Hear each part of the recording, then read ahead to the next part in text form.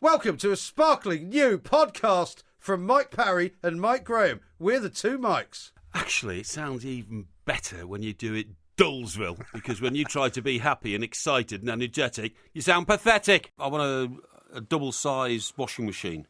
What are you laughing at? Why? Why are you laughing? You've only got half-size clothes.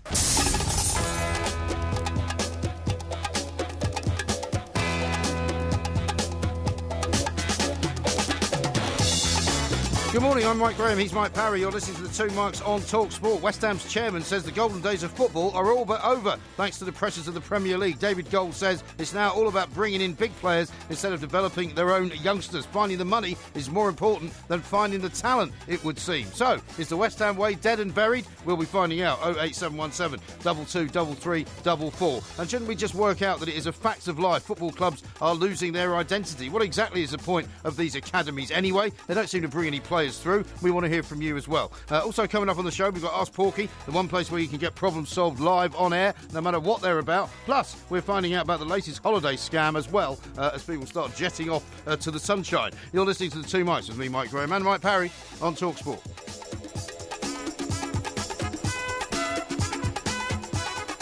This is talkSPORT. We are the two Mikes, and I'm delighted to say it's time to say a very, very good morning to a much improved looking Mr. Mike Porky Parry. A very good morning to you, Mr. Parry. What do you mean by that? Well, I mean, you're looking a lot better than you have been. You've been, Much by your own improved admission, looking. well, by your own admission, you've been Yes. suffering from sciatica, Yes. frozen shoulder, Yes. you know, some kind of hip problem. Yeah. You've had a dodgy stomach. I had food poisoning at the start of the week. Well, you didn't have food poisoning, you had a dodgy stomach. Something Something awful. didn't agree with you. Something that I had to fight back against. Other than me. And you seem to be on the mend, that's all I mean. Okay, well, as long as that's all you mean, not one of your sly digs at my, my professional acumen. In any other area, you're not much improved, so you can take that as read. Anyway, you have hit on the right subject here today, because I think this subject about Mr. David Gold, he's just been on talkSPORT. He has just been on talkSPORT. Terrific talk between him and Al, Alan Brazil. And I have to say, golden days are all over. Academy on slide. Yeah. I think Mr. Gold, who's a very successful businessman, Yes. is being very pragmatic about the business of managing West Ham United. Yes. Well, he's basically saying it's now all about bringing in strikers. Yep. The strikers are the most important players in the team. Yeah, they are. You need to find strikers, you need to buy strikers. And they've got to be fast. And there's no time to develop them. That's right, they've got to be... So my question to you is this, Yeah. right? All of these, great academies that we hear so much about. Yes. We've got Chelsea loaning out players 10 to the dozen. 38, I think. 38 now is the latest number. They never seem to make their way into the first team. Manchester City, we were told, have spent millions and millions and millions of pounds on their academy. Yeah. But nothing's coming out of these academies. Well, if you had a business and you put millions and millions of pounds in at one end, when you get to the end of the production line, something comes out the other end. What's coming out the other end? No, I totally agree with Nothing. you. And West Ham's a great club to focus on, because, of course, if you look at the players they've brought through over the years, and, we've got a list of them here, too long to go on, but starting with Bobby Moore and probably ending last with Mark Noble, who is the current captain of the club. Yeah. They've got a fantastic record. I remember talking to Joe Cole, who was West Ham United's youngest captain. He was made captain at 19. And he came through that system? He came through that system. He'd been with West Ham since about 8 or 9 or something like that. He had other offers to go to other clubs like Everton, but thought West Ham had a fantastic setup there, and it would suit his career plan. And even though Joe was captain of that team, they went down with the highest number of Premier League points ever. I think it was 2004. And Joe, of course, went on to have a great career with Chelsea. But the point is, one of the reasons he went there was, he said, because the academy system, as it was then, it wasn't as sophisticated then as it is now, was so good, you know. And the people he played with, but in that time, in those days, Michael Carrick perhaps being the best example. I mean, you look at all these names. This is a West Ham all-time team from the academy, right? And you've got people like Trevor Brooking, Michael Carrick, Paul Ince, Frank Lampard Jr., Frank Lampard Sr., Jeff Hurst, and all of that. Rio Ferdinand, Bobby Moore. In those days, obviously, it was worth having, because players would emerge from it, and they would be part of the culture and the identity of the team. That's right. But as David Gold has said, back in sort of the 90s, even as recently as that, almost 99% of the players for West Ham were English. Now there's only a third of them. It's almost as if this should be called football farming rather than academies, because what they're doing is all the clubs are just, they're like a trawler at sea with a huge net. Yes. They're just trying to pull in as many youngsters as they can in the hope that one in maybe 300 or 400 of the players they take in will turn out to be some sort of a star. But it's a nonsense, for the rest, I totally agree. Yeah. So what is the point of the academy system? Yeah. There's no legal obligation on the club to have an academy system. Right. It's something by which they hope they will procure talent. Yeah. But they're not. They're giving the talent away. Well, they are. They're doing exactly the opposite. Let's have a listen to what David Gold actually said to Alan Brazil a little bit earlier on the Sports Breakfast about investment and finding talent. We're spending about £5 million a year on our academy. You know, we had young Reece Oxford play a couple of games. So, you know, from a financial point of view, we'd love them to come through earlier. But I think we've got to face up to the fact that the academy is there and in place. That's not going to change. What will change is that instead of teenagers breaking into the first team, they're going to have to go out on loan, and that's what's happening. And that is what's happening. That's what's happening in lots of different areas and lots of different clubs. However, they go out on loan, these players, but they don't come back to the team from which they've been loaned out and suddenly start playing. You know, it's almost like the Emperor's New Clothes. Everyone's pretending that, you know, well, what we need to do is give these players an opportunity to get some game time for another club lower down the division, and then we'll bring them back when they're finished and they're ready. But they're never coming back. Isn't Lukaku a good example? Because, I mean, you know, when he was at Chelsea, he was out for a season at West Brom, then he comes back out for a season with Everton, he comes back, and then eventually had to sell him. Well, he's not really a good example, actually, though, because he's one of the ones that's made it to the top level of the game. Yeah, but not of the club that originally nurtured him. No, that's true. Now, the other thing is, let's move this on from academy. Academy's very technical when you're talking about bringing players through. Do you want to give the number out first? I'm going to give the number out because I want to hear from West Ham fans. And the number, actually, and I'm going to do it in the non-mangled mouth fashion, is that good? Yeah, all right then. It is 08717 22 33 44. Very good. Okay? Thank you. Now, the point I'm making here to you West Ham fans is this part of a greater movement, a greater development that you see within West Ham, and that is, are the Hammers, as you would remember them, the club that emerged from an iron and steelworks in the East End of London over 100 years ago. Yes. Are they losing their identity altogether? You're not bringing through any young players anymore. You don't play, obviously, at your old ground, the Bowling. Yeah. You've changed dramatically. Do you still feel part of the club like you used to? And if you are now moving on into a new era, then you've got to leave the old era behind. Exactly. And leaving the old era behind, the first thing you've got to do is stop singing, "We're forever blowing bubbles." What is the origin of that song, anyway? What is the origin of that? Yeah, all right. I don't want you singing either. Yeah, well, what is the origin of that song? Well, I believe that the Ironworks, right, from which West Ham emerged, was next to a soap factory. Really? And the soap factory. This doesn't sound at all right. It is. Are you sure? Yeah, I'm absolutely certain. I've done some research. The soap factory was on the banks of the River Thames because it needed the water to come in to manufacture the soap. Why do you need water to manufacture soap? Because soap is liquid when it's put into water, so it has to contain water in the first place. You sure about this? Of course I'm certain about it. Right. I've done this research. I don't think you need to be near a river to make soap. As a result, what used to come out of the chimney of the soap factory... I mean, what used to come out of the chimney of the engineering factory was smoke. Rubbish. No, what used to come out of the chimney of the soap factory were bubbles. Really? And that's why they adopted them as their song. That can't be right. Blowing bubbles. That cannot be right. It is absolutely right. I'm going to get a proper West Ham fan on to explain the origin of that song. No, it's absolutely right. And I'm going to give the number out as well. 08717 22 33 44. I think of necessity, all football fans are going to have to give up their identity. Everton are going to have to give up their identity when they move to a new football ground in the near future. When they move away from Goodison Park. Because you talk all the time about the wonders of Goodison Park. What a fantastic old stadium. Well, I do. Yeah, well, when Everton move to a new stadium, that's not going to be there anymore. Well, that's all going to be swept away. No, it's not, honestly. Maybe as Everton should stop singing Z cars and leave it to Watford. No, not at all. The spirit of Goodison Park will travel to the new stadium. There's no doubt about that. I don't think so. But what I'm saying, West Ham is, I mean, they kind of moved location. Everton are just moving a little bit across the city. West Ham have... Well, that's what West Ham have done. Yeah, but they've moved... they've made a couple of stops on the Jubilee line. A couple of stops on the Jubilee line, but Stratford is not West Ham, you know? Yeah, well, you know, where you're going to Everton is not Goodison either. Well, actually, funnily enough, Goodison's in Walton. Yeah. So it's not the same district, but it's very much the same city. Yeah, well, so is West Ham, moving to two stops up the road, so you can't make that comparison. Anyway, we're going to take your call coming up, 08717 223344. We'll hear some more from David Gold as well. He basically says it's not about finding talent anymore, it's about finding money. This is talkSPORT.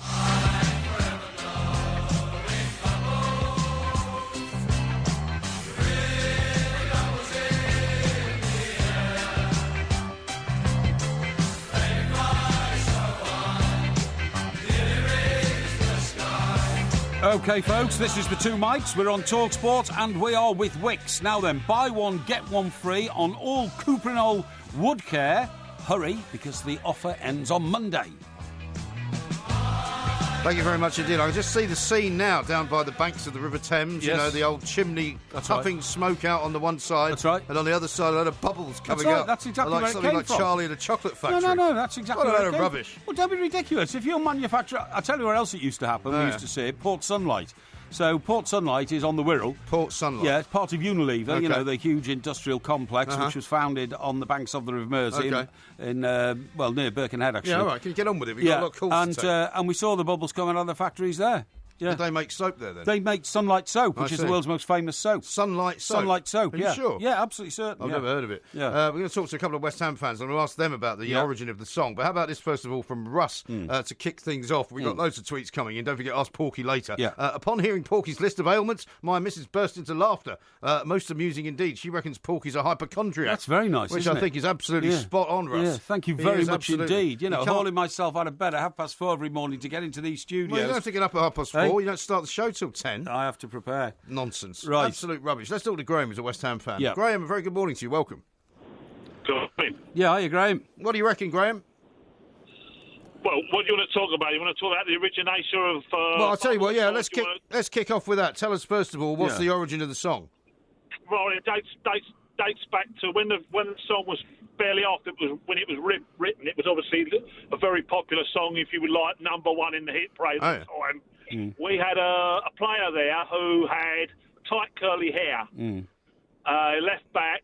His name escapes me now, but he resembled the baby who had tight curly hair, who used to be on the advert for the soap. Oh, Fairy Liquid, yeah. Fairy Soap. Yes, right, for Fairy Soap. Yeah. And that's why they called it... They used to start calling it...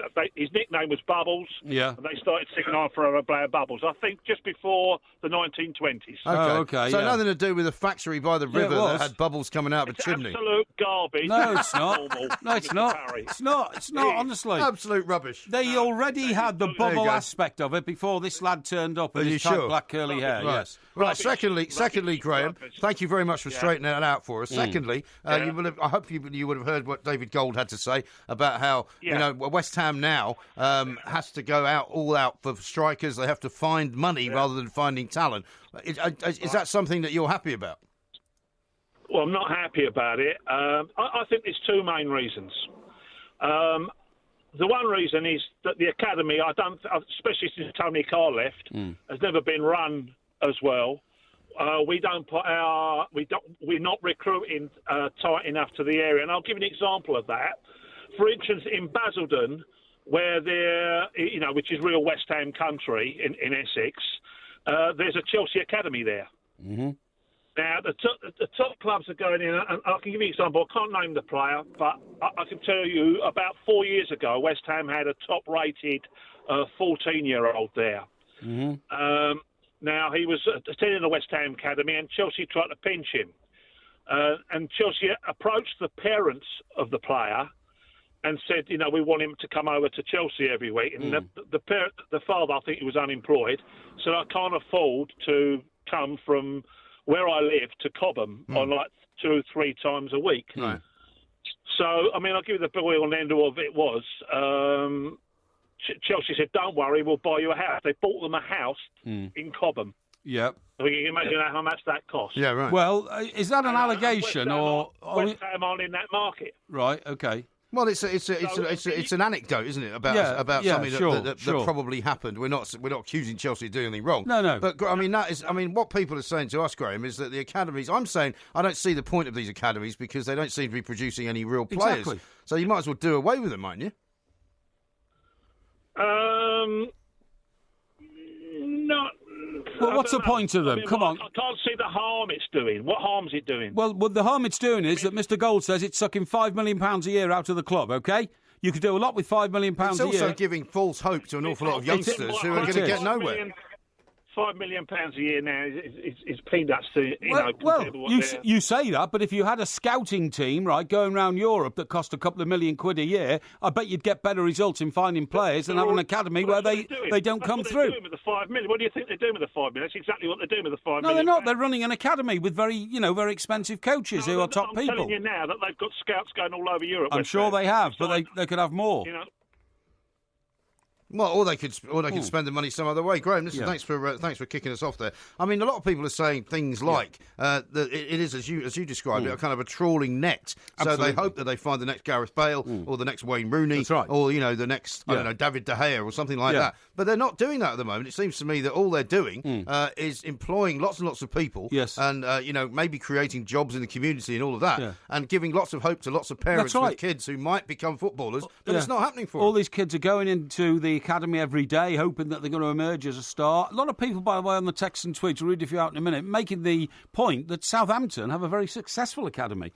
So it'd be nice to know how Southampton run their academy successfully, where other clubs can't. Well, let's see the definition of success. I mean, what is the definition of a successful academy? Bringing players through, but then most of them have to be sold in Southampton's case because predators come along. Well, Southampton's model seems to be develop players, develop managers, and sell them on. Well, it does, actually. That seems to be what it is. I wouldn't call that success. Well, they should be doing better. Success in the fact that they're bringing young English players into the game, which is a great success. Yeah, possibly. Let's talk to Mark, who's a Newcastle fan. Mark, a very good morning to you. Yeah, morning, how you doing? Yeah, very well, mate. What do you want to say? Yeah, I think for the sake of the game, though, we've got to keep the academies going, and I think that it's a bit like the government starting up apprenticeships for coal miners when there's no jobs, because all the jobs have been taken by foreign players. Yes. So I think there's two simple things, really, I think I would try and do, is if you sort of have a system whereby each Premiership team have to play certain players. Which I don't know how that will happen, but I think they'll try and find a way. But you can't really start limiting the ability of a club to choose who plays for it, can you? Well, for the sake of our game, because we don't win anything anymore, I think we need to. We've got to be able to play English players. But what about winning things like the Champions League? I mean, you can't believe that in Spain or in France or in Germany, if they see that Britain or England has to play a certain number of homegrown players, they're going to fall about laughing because they'll know that nothing's going to happen to affect their sort of lording it over the European Championships. Yeah, but the biggest teams have the best academies, don't they? Yeah. And they bring them through. Yeah. Mark, have you got any young players coming through at Newcastle? Sorry? No, sorry, go on. You got young players at Newcastle? I don't think we have, to be honest, because we don't see them, do you? Because they get sent out to Scotland or they get sent out to Hartlepool. Well, this is what I mean. Are any of them going to be playing in your first 11 next season? You know, a dramatic season for you back in the Premiership. No, because the manager's buying in foreign players. Well, what's the point of you having an academy then? Well, we should have an academy for the sake of the English game. It's not Newcastle's responsibility. No, it's not Newcastle's responsibility to breed an England team. It's Newcastle's responsibility to improve their own team through local talent. Exactly right. Listen, I think that, Mark is probably representative of what an awful lot of people in this country will say. Well, of course we must have an academy, of course, because everybody else has got one, and it's going to help the English game. Well, it's not. And he's wrong to say as well that basically the bigger teams have the best academies. Manchester City has one of the greatest academies, people say. They spend millions and millions of pounds on it, and yet nobody that I can name has come through their academy. For 10 years? No, not really. For 10 years. We've looked at the records. Yeah. For 10 years. A player hasn't come out of the Manchester City junior ranks, youth ranks, academy, call it what you will, and established himself as a top player in this country. Exactly right. Depeche says there must be caps like a minimum 100 full 90-minute league appearances for English players each club per season. No, I don't think you can put rules on it. You can't do that. That's bringing sort of socialism into football. Meritocracy doesn't work in football. Rodney says this, surely I'm Forever Blowing Bubbles changes to I'm Forever Blowing Hot Air when Porky talks about it. That's very nice, isn't it? Yeah. Mike says the Bubbles song was introduced in the 20s by Charles Painter to celebrate a local player called Billy Bubbles Murray. That's what we were told by Bubbles Murray, our earlier caller. Yeah, but he was only called Bubbles because there was already a connection between Bubbles and the club from the soap factory next to the ironworks. And one texter says it was Pears soap, not Fairy. Oh, Pears soap, was it? Yeah, so remember that? Fine. Okay, Pears, now we've got to stop for a moment, but we've got loads more calls to take. We want to take more of them. Yeah. You know what the number is. Would you like to give it out again, Mr. Parry? Of course I would. The number is, and this is the non-mangled mouth version of the number, 08717 223344. Please give us a call. This is talkSPORT. I said yeah, I said yeah, what they said. This is talkSPORT. We are the two mics. We've got loads of calls to take, and we're going to start taking them right now. We've got a lot of tweets as well. You can tweet us at the two mics. You can. At Mike Parry, at IROMG, at talkSPORT. All sorts of places you can tweet us. Don't forget, later on as well, it's Ask Porky. So if you've never had a problem solved live on air, send your questions in now. You can find them on the Facebook page or send them into the two mics on Twitter as well. I will sort it for you. James says 90% of players originate from some academy or other. Well, yeah, of course they do. Well, it depends how many English players you're talking about, or British players, right? But, you know, the percentages are about 60% to 40% across the Premier League, right? I don't know. I mean, so that's less than half the players originating from somewhere. But all I know is that the bigger clubs' academies appear to have a propensity to turn these players out, to loan them out to other places, and then they never come back and play for the original team. Manchester City's first team squad now, on the opening day this season, will comprise of players entirely bought in from the club. Right. Won't be anybody who's come through, been there like John Terry since they were 14 or something. Well, let's have a look. We've got loads of different opinions here, but just before we talk to Craig, who's a Leeds fan, this one from Bradley, who says, Atletico Madrid got rid of their academy in 1992. Real Madrid took their best kid, who was Raul. Right. They soon realised their mistake. Yeah. Well, have they reopened their academy then? Let's talk to Craig, who's a Leeds fan. Craig, very good morning to you. Morning. Yeah, morning. Hello, Craig. Leeds have got a halfway decent academy, I keep hearing. Yeah, well, that's just what I'm about to say. Yeah, if you look over the years, even recently, Johnny Howson, he went on to go on into the Premiership with Norwich. You got Lewis Cook, who's just gone over to Bournemouth. At the minute, we've got a guy called Phillips. I believe Danny Rose. He was at the Leeds Academy, and we've got a young lad called Vieira at the Leeds Academy now, only young. Yeah. He was away with the under-17s. And in the past, we've had such as Yukul through the academy, although he's not English. But Craig, if it works that well, why are you still in the Championship?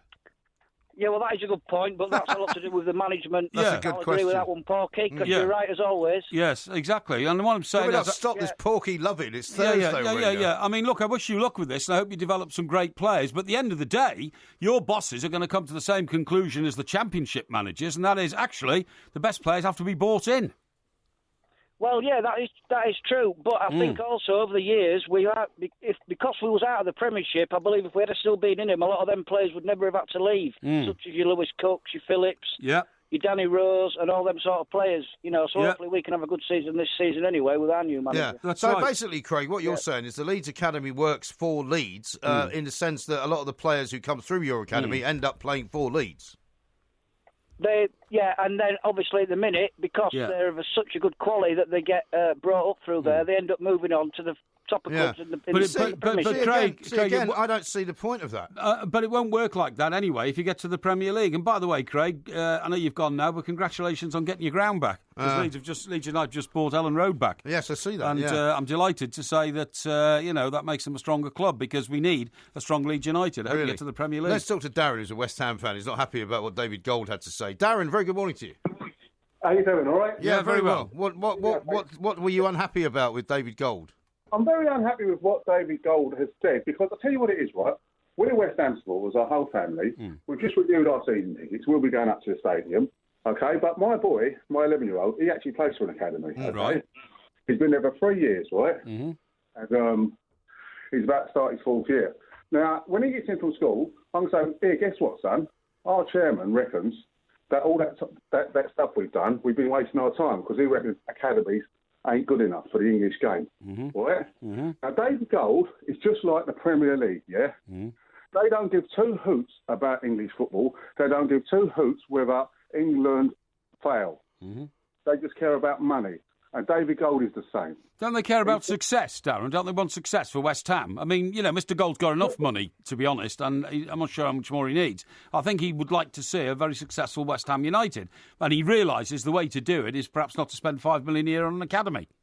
Okay. Mr. Gold has got loads of money, okay? But sometimes when you think things and you know things, you should actually keep your thoughts to yourself, all right? Because what sort of message is that sending out to all the young boys that are at the academies around the country, that are trying their best to make it and be the best that they can as footballers. Yeah, but Darren, hang on a second. A man like that is coming out with rubbish like that. Well, he's talking from the point of view of the perspective of the football club, Darren, because you're a father who's involved with a son who's at an academy. What do you seriously expect to happen with your son? Will he play for a Premier League team? Well, I expect my son to play a high level of football once he has progressed through the ranks, yeah? Yeah. Premiership is a big ask. I think only 0.001% actually make it. Yeah, that's right, something like that. Yeah, 1 in every 1,000. Yeah. Okay? But, that's his hopes and his dreams, yeah?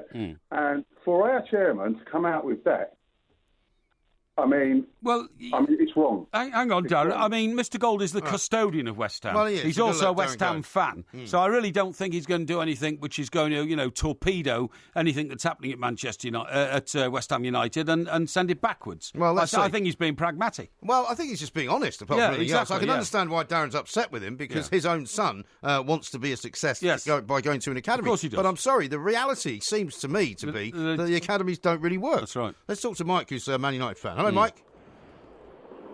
Mike, boys, you all right? Yeah, very well. Mike, very good. What do you want to say? Yeah, I just wanted to just talk about the demise of all of these academies. I mean, I grew up, and I watched probably one of the greatest players come through United's academy. Butt, Giggs, Scholes, Beckham, the Nevilles.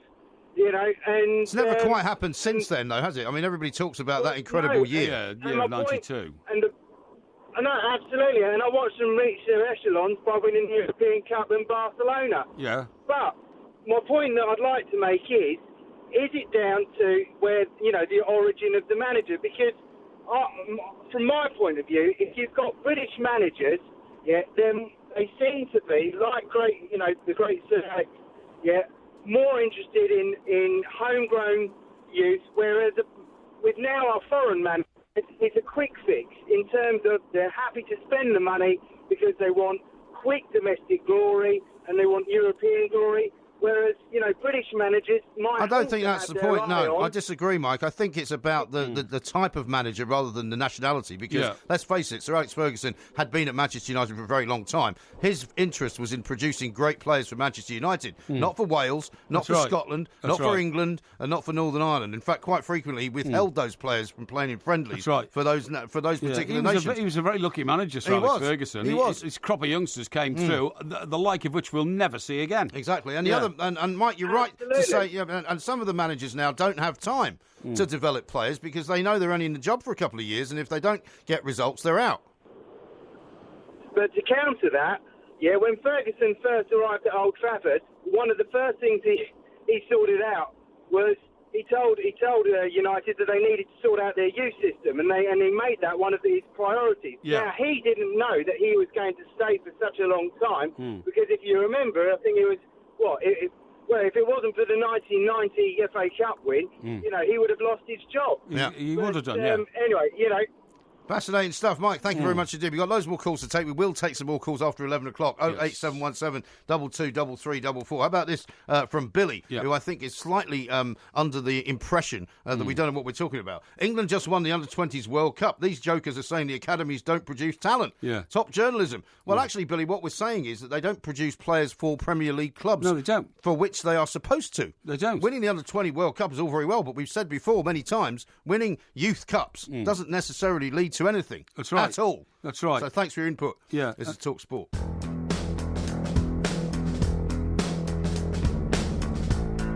This is the Two Mics on talkSPORT with Wicks. Buy one, get one free on all Cooper and all wood care. Hurry up, though, because it all ends on Monday.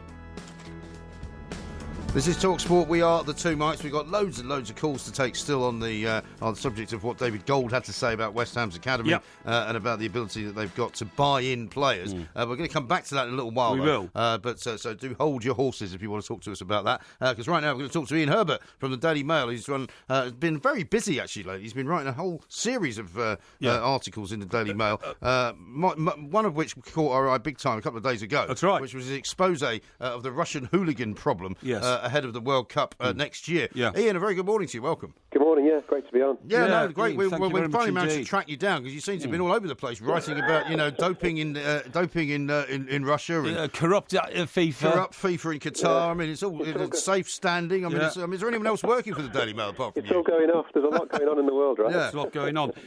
Ian, can I start this fantastic report when you were in Velkaiki Luki, I hope I've pronounced that right, northwest Russia. What an eye-opener that is. What you've exposed here is that Russian hooligans are not just guys who drift over to football competitions and, loosely get involved in trouble. They are professional hooligans. They go to hooligan training camps. They organise themselves like an army. This is terrifying. Well, yeah, I mean, and I think that they would consider themselves to be sportsmen of a sort. They would call it from their perspective, Russian style fighting, which is kind of carries all kinds of codes with it, like the code of clean hands, that you don't go in with knuckle dusters or weapons or whatever. There's a code of inviting the opposition to have the fight rather than just attack them. They insist that they did actually invite the England fans in Marseille last summer to have the fight, and the English fans, sort of not unsurprisingly, sort of declined that offer. So. Yeah. I mean, they do, and I couldn't stress enough how proud they really are of that kind of culture of fighting. And I think there's a distinction between those guys who, the violence towards the English in Marseille was unbelievably horrific. Yeah. And the ordinary sort of hooligans. Yeah. And many of them have got military backgrounds as well, haven't they? So they were perhaps, as they operate as kind of semi-military, paramilitary units almost in terms of how they organise themselves. I mean, what's their reason for doing it? I mean, did you manage to talk to any of them about why they do it and what they hope to achieve? Yeah, I mean, I think they see it as a sport fundamentally, but I think it's also partly them looking back to the old Soviet days. Some of them, and looking back to the days when apparently that there would be street fighting in the big cities where the best fighters would. I suppose it's a bit like maybe underground boxing rings or I don't know, what would you call sort it? Of fight club kind of thing. Bare knuckle fighting or whatever. Yeah. That's their equivalent. Yeah. So, I mean, I think I wouldn't say that meeting them, you're just meeting people who just you think that they're just total, kind of lunatics. They're very, they were quite articulate. I mean, the one guy I met, this Dynamo Moscow fan, works in a bank. There's sort of some of them are kind of, ordinary, white collar workers almost. So they see it as a sport. Yeah. But obviously, that justification only goes so far, because a couple of English fans in Marseille, suffered brain damage, one of them life-affecting. So you can only take that line of argument so far, I think. Yeah, you're absolutely right. Now, you identified this regime as being okolo football, which means outside of football, so it goes alongside football games, but it's on the streets. And horrified to find out that the chief troublemaker, a guy called Alexander Shebraigan, has actually taken his lead from the books that were written by the Reformed. We all know the guy, Dougie Brimstone, the Reformed troublemaker from this country. He writes books, and this guy in Russia's been studying them and now models a lot of what they do on what Mr. Brimstone described in his books. I mean, that in itself is horrifying. Well, yeah, I mean, they do. I mean, when I was speaking to sort of police officers last summer, UK officers, about what had gone off in Marseille, they said then that that the feeling then was that the Russians very much see the English sort of fans as a sort of traditional top dogs, almost like the inventors of kind of troublemaking in the 70s, but also the ones who take more fans than anyone else, who kind of have more of a presence than anyone else, and they see and I can't get across enough that the respect that they seem to have for that. They seem to think, the hallowed presence of the English fans. Yeah. However, obviously that then gravitates towards they then become a target. Yeah. But you're right. I mean, I was astonished. I'm saying in this small town in the back of beyond, in the middle of near the Latvian border. Yes. And this Russian guy, through our translator, he's speaking in Russian, but suddenly he starts saying, Dougie Brimson. I'm saying, what the hell is he talking about? And they've all got great sort of inside knowledge about what Millwall have done throughout their time and the sort of fighting history. But tell me this, Ian, because the World Cup is a year away, I guess. There's a lot of apologists for Russia and for what Russia does at the moment out there covering the Confederations Cup, saying Russian TV and all that. There won't be any sort of trouble at all during the World Cup because it's all going to be kept very well under control. You'll never see any hooligans out here. Is that your impression or what? I think there's a chance. I don't think it'll be anything like it was in the Euros, because I think that even the hooligans are afraid of the police and the security services, because they're just going to absolutely hammer them. I think they've already got their names and they've all got their numbers, and I think a few will just be taken out of the equation not bumped off. They'll probably just be kind of kept out of the picture. But however, I think that away from the stadiums, and there's very much scope with this culture of fighting and the feeling towards what the English represent. Red rag, as one of them described the English, one of the Russians described the English.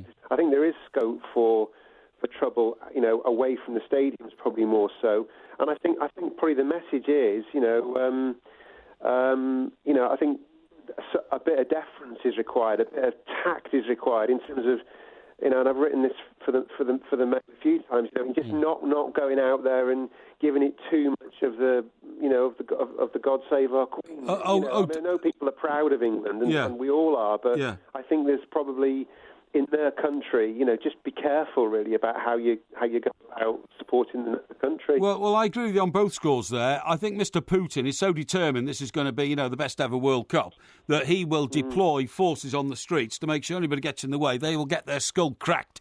And as you quite rightly say, a lot of them might be locked up before it happens anyway. However, I don't believe these guys are going to these training camps and sparring with each other and practising hooliganism on a huge scale to just suddenly lie down and let the World Cup pass them by. You're absolutely right. The places where it's going to be most dangerous are going to be when you least expect it. Probably not in Moscow city centre, but there's going to be a lot of towns used for the World Cup, and that's where these guys are going to congregate.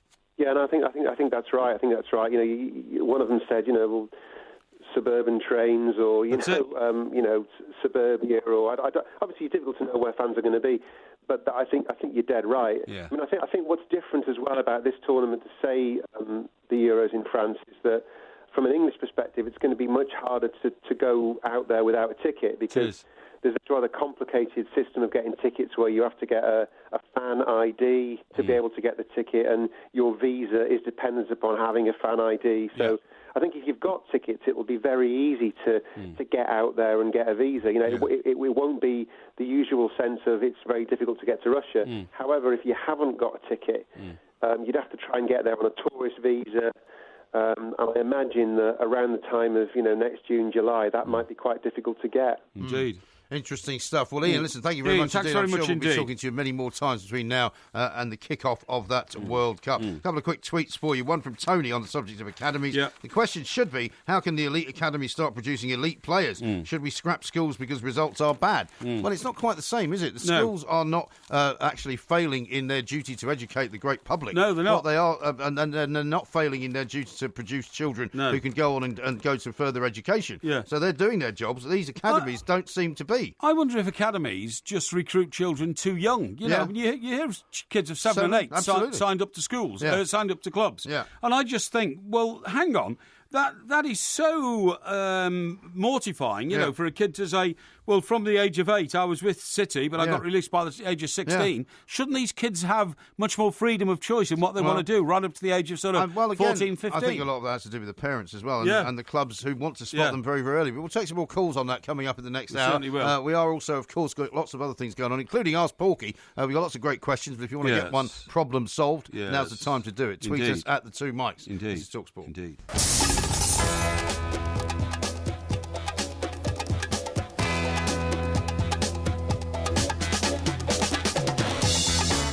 Good morning, I'm Mike Graham, he's Mike Parry. You're listening to the two Mikes on talkSPORT. We're talking, of course, about West Ham's chairman, David Gold. He was on the Sports Breakfast this morning, basically saying that what we need is money, what we don't need is talent. Not quite in as many words, but he said we've got more time to spend looking for cash than we have looking for talent, because they need to buy in strikers. They haven't really got time to develop them coming from the academies. Our point is, what's the point of these academies if they're not producing players? Some of you are saying, yes, they do produce players, but then they go and play for other teams. 08717 223344. We'll take more of your calls. Also coming up in this hour, Simon Calder's going to join us.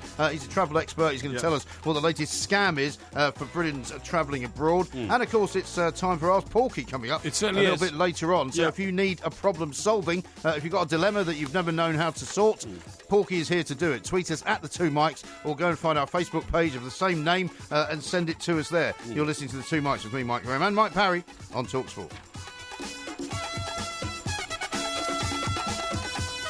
Got some great tweets coming in, by the way. We have got some great tweets. But look, just before we get stuck into that, please, can I just point something out? Sure. In a minute, I'm going to talk to you about how successful my campaign to have Vettel punished in Formula One circles, my campaign, which I started on Monday morning. I said this is not good enough. It, did you? Yes, it's not. See. Well, listen, the nation listens. When we broadcast, the nation listens. Some even listening. Some people do listen to you. I said on Monday morning, Vettel needs more punishment than just the 10-second penalty he suffered. Well, I tell you what now, the Formula One authorities... And I said he absolutely does not. Yeah, well, in fact, Martin Brundle agrees with me. The Formula One authorities are looking at it. But before we do all that, I just want to point something out to you. I've been accused of being disruptive in the production of this show. Yeah. And do you know why? Why? Do you know why? Well, because you are. No. For some unknown reason, talkSPORT have taken a delivery of a new set of teacups. Teacups? Tea mugs, actually. Mugs, yes. Tea mugs. We don't use teacups, Very nice we use tea mugs. These are the black ones you're talking about. Yeah, the black ones, yeah. They are not. I like them. No, I'm sorry, but I have refused to be served tea in the new mugs. Why? They are too wide, too big, and... Too wide? My mouth does not fit them. And have you got a particularly small mouth? No, I haven't got a particularly small mouth, but the mugs are too big. They are 1.5 size the 1.5 times the size of the old mug, which is a standard conical mug. I didn't know there was a standard size. Yeah, there is a standard size for a mug. What's the circumference of a standard size mug? Well, a lot less than these new ones. These new ones, right? They fan out at the top. They're more like a flower bowl. It's called a tulip effect. Yeah, tulip effect, flower bowl. And when I try to drink tea, which you have to drink quickly when you're broadcasting, why do you have to drink quickly?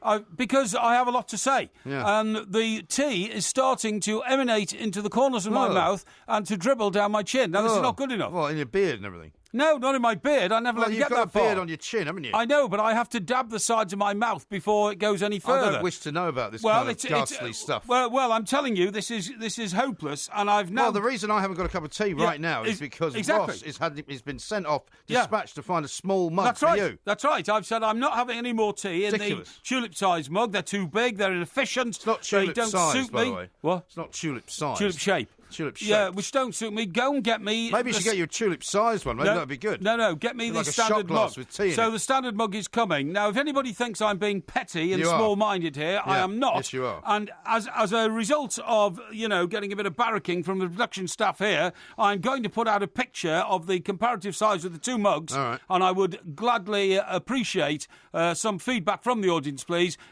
I am just being realistic, OK? I'm not being difficult, not being a nuisance, but I cannot work with inefficient props. And a tulip-shaped mug. Look, here comes the small mug now, so you can take the picture and send it out. But I would like to know whether there is, in any way, shape or form, a sort of official size for a mug. Well, there should be. Yeah, but I don't think there is. Well, look, mine's a lot better. It's too big. You get a lot more tea in it as well, by the way. Well, I don't want too much tea. It's got a chip in it already. Yeah, it's good. Well, they all get chipped. Look at that, got a chip in it. They get chipped in the talkSPORT washing machine. What's it called? Dishwasher. Yeah. The talkSPORT dishwasher. Anyway, now, let's take some calls, because there's a lot of people who want to give their view on the way things are going in these various academies. And Wes is a Leicester fan. I'd love to know how Leicester's academy's doing. Wes, very good morning to you.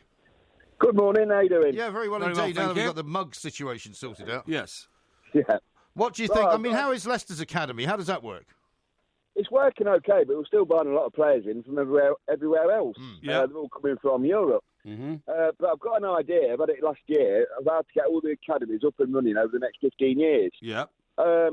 If you can remember when we was only allowed to have 2 foreign players playing for each club, I mean, obviously, over the last 20 years, it's got now ridiculous, where some clubs are actually putting out full teams and there's not an English player in there.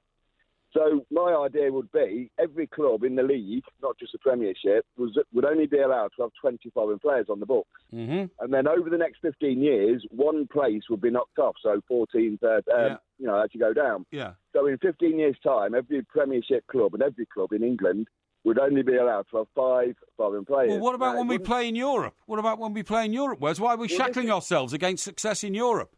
Yeah, but we're not letting any youngsters come through. I mean, there's another Beckham there, there's another Gascoigne there. Well, but people are. But what we seem to be getting from various people ringing in, Wes, this morning is that they're all going somewhere. I mean, people basically are taking the view that they might not make it into Premier League football, they might not make it to the very top of the game in this country, but they are professional players. Yes, they are professional players, but they never get in. I mean, what young player is going to get in front of anybody, the top 6 clubs, really? I mean, he's probably got the potential, but he'll never quite make it because he's never given the chance. I mean, there's loads of examples that I've been listening to. But isn't it right to say, but Wes, wouldn't you say, for example, I mean, Marcus Rashford may be an extreme example, but he's a very talented young player, and due to his, and you might say because of circumstances and injuries, he got lucky, but he's proved himself both in the England team and in Manchester United's team, so he will now be a fixture because he is good enough. But you just said he got lucky. Well, I'm saying you might. I'm saying you might say that. Yeah. But we don't know that for sure. They might have been keeping him. He was the guy they had in mind when something was necessary, right? They didn't pick somebody else; they picked him. So his attitude and his ability must have said something to them. Oh, there's a few examples like Marcus Rashford, obviously like Dele Alli and whatever. But in general, our national team's suffering as well. I mean, we're sliding down the rankings. Yeah. But that's been going on for a couple of decades, hasn't it? Well, not a couple of decades, no. Yeah, I would say so. But, that English goalkeeper, if you look at every position, goalkeepers, when was the last time we had a really, really good goalkeeper? Well, we've got one now. His name's Pickford.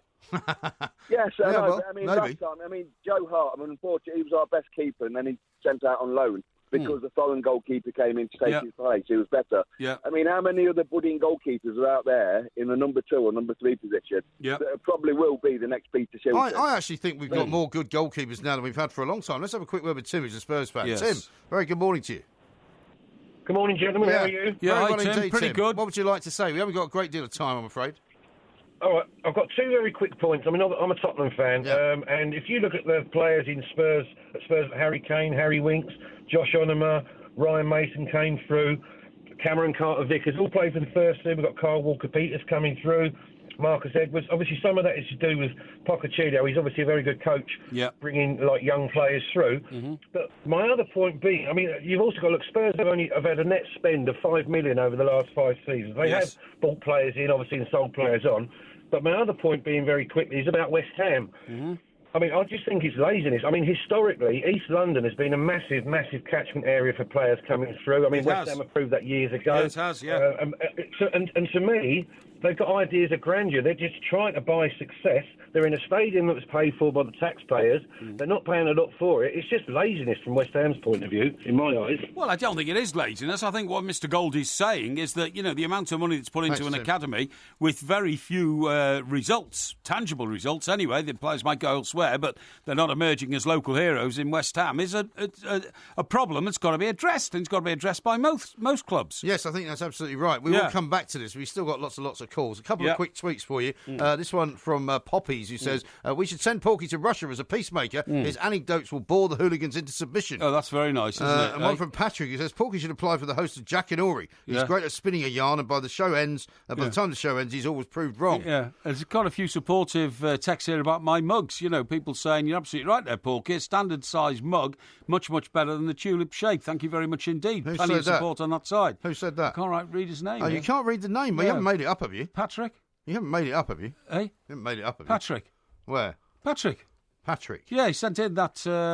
Right here, our Porky complaining about the size of mugs. TalkSPORT. Is he a diva? I'm complaining about the size of his mug. That's from Patrick. So that's the real one. You see, you made the other one up, didn't you? No, I didn't. I saw it. Just admit it. No, I saw. Admit you made it up. I didn't make it up. I saw it, and then it just disappeared off the system because we have a fast-moving computer in front of us. It's absolutely simple shocking. as that. This is TalkSPORT.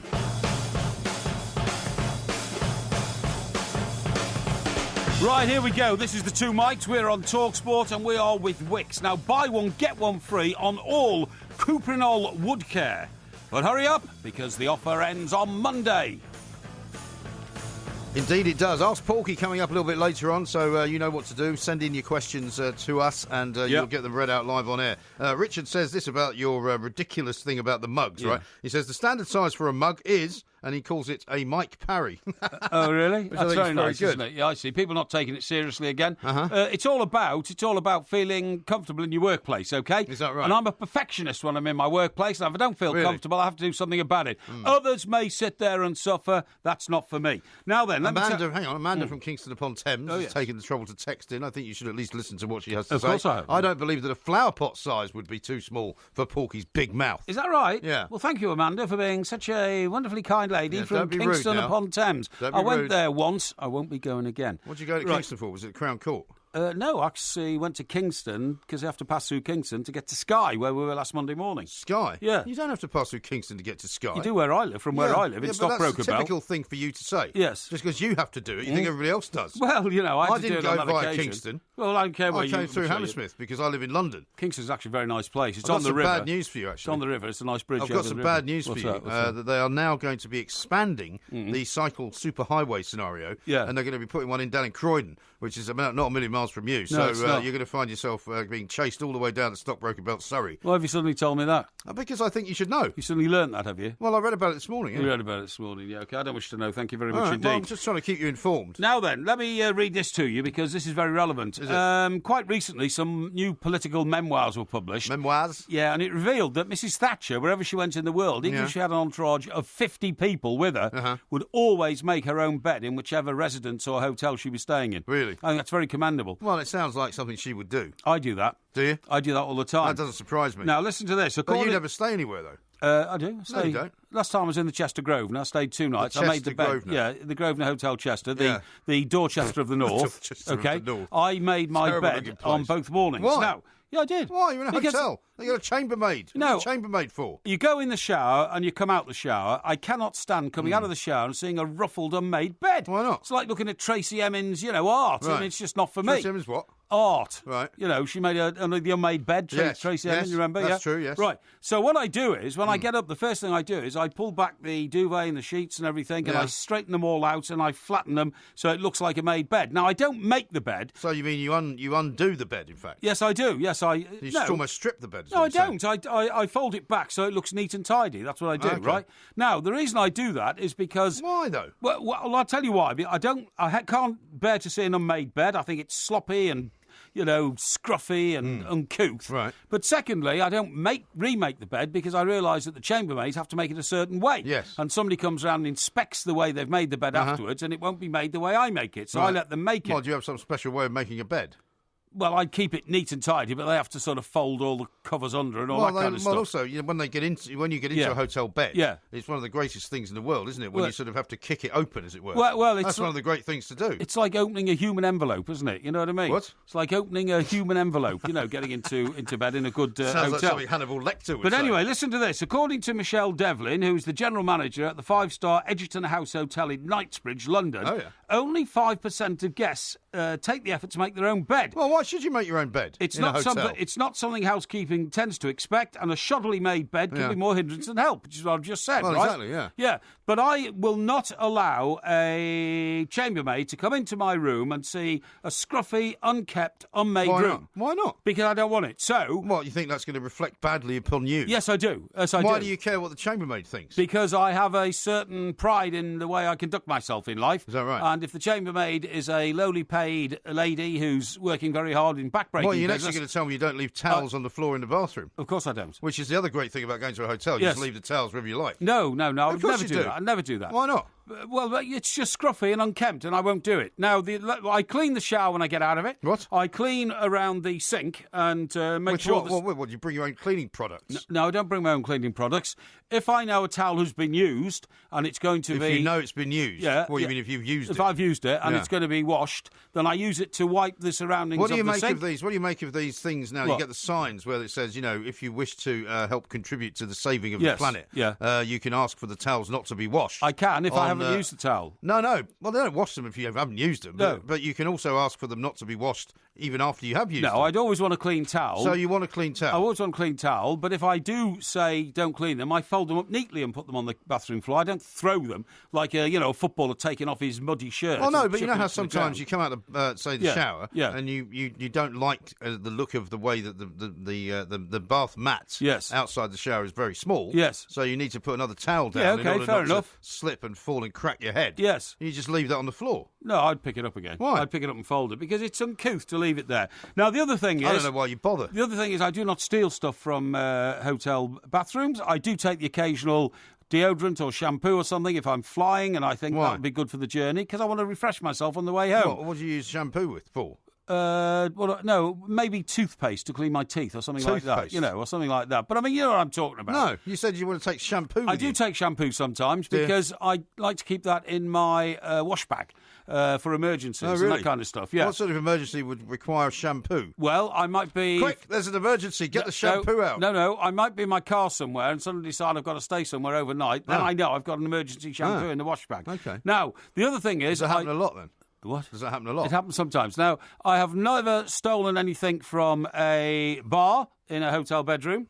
And by the way... Well, you can't really anymore, can you? They're getting rarer and rarer anyway, mini-bars in hotel bedrooms. No, they're not. They are? No, not really. No, last hotel I stayed in had a mini-bar, was nothing in it. Really? Yeah, unfortunately. Well, you should have asked them to stock it up. Well, maybe I should have done. But a lot of them have these electronic sort of methods of now calculating what you've taken out. Yes, they can, yes. So as soon as you remove anything, that's right. it already goes on the bill. Yeah, but, the real filth guest is the one who nicks the towels. Yeah. I mean, nicking a towel... Well, you don't steal towels. People do steal towels. They do. I don't believe they that. do, People because... steal dressing gowns. Now that's even worse. The fluffy dressing gown. What do you want to steal one of those for? Well, sometimes you want you one buy because your own. Well, you can buy them, but they quite often they'll say, actually, if you want to buy it, it's 60 quid. That's right. Pay for it on the way out. That's right. Yeah, but then people take them and they don't pay. No, but they'll charge you because it has the little crest of the hotel. It does. Yeah. Sometimes people like that. That's right. But making the bed is something which I think everybody should do, just as a courtesy. I disagree. Just as a courtesy and a thank you to the chambermaid. It's something I will always do. Okay. Yeah. Well, I think that's as usual very odd behaviour. No, it's not. From somebody like yourself. Yeah. It's entirely... Yeah, there's one here, look. Here's one from Perry. He says, does Porky go into the hotel kitchen and cook his own food as well? No. There's one here from Mark. Says, to Porky, chambermaid of the people.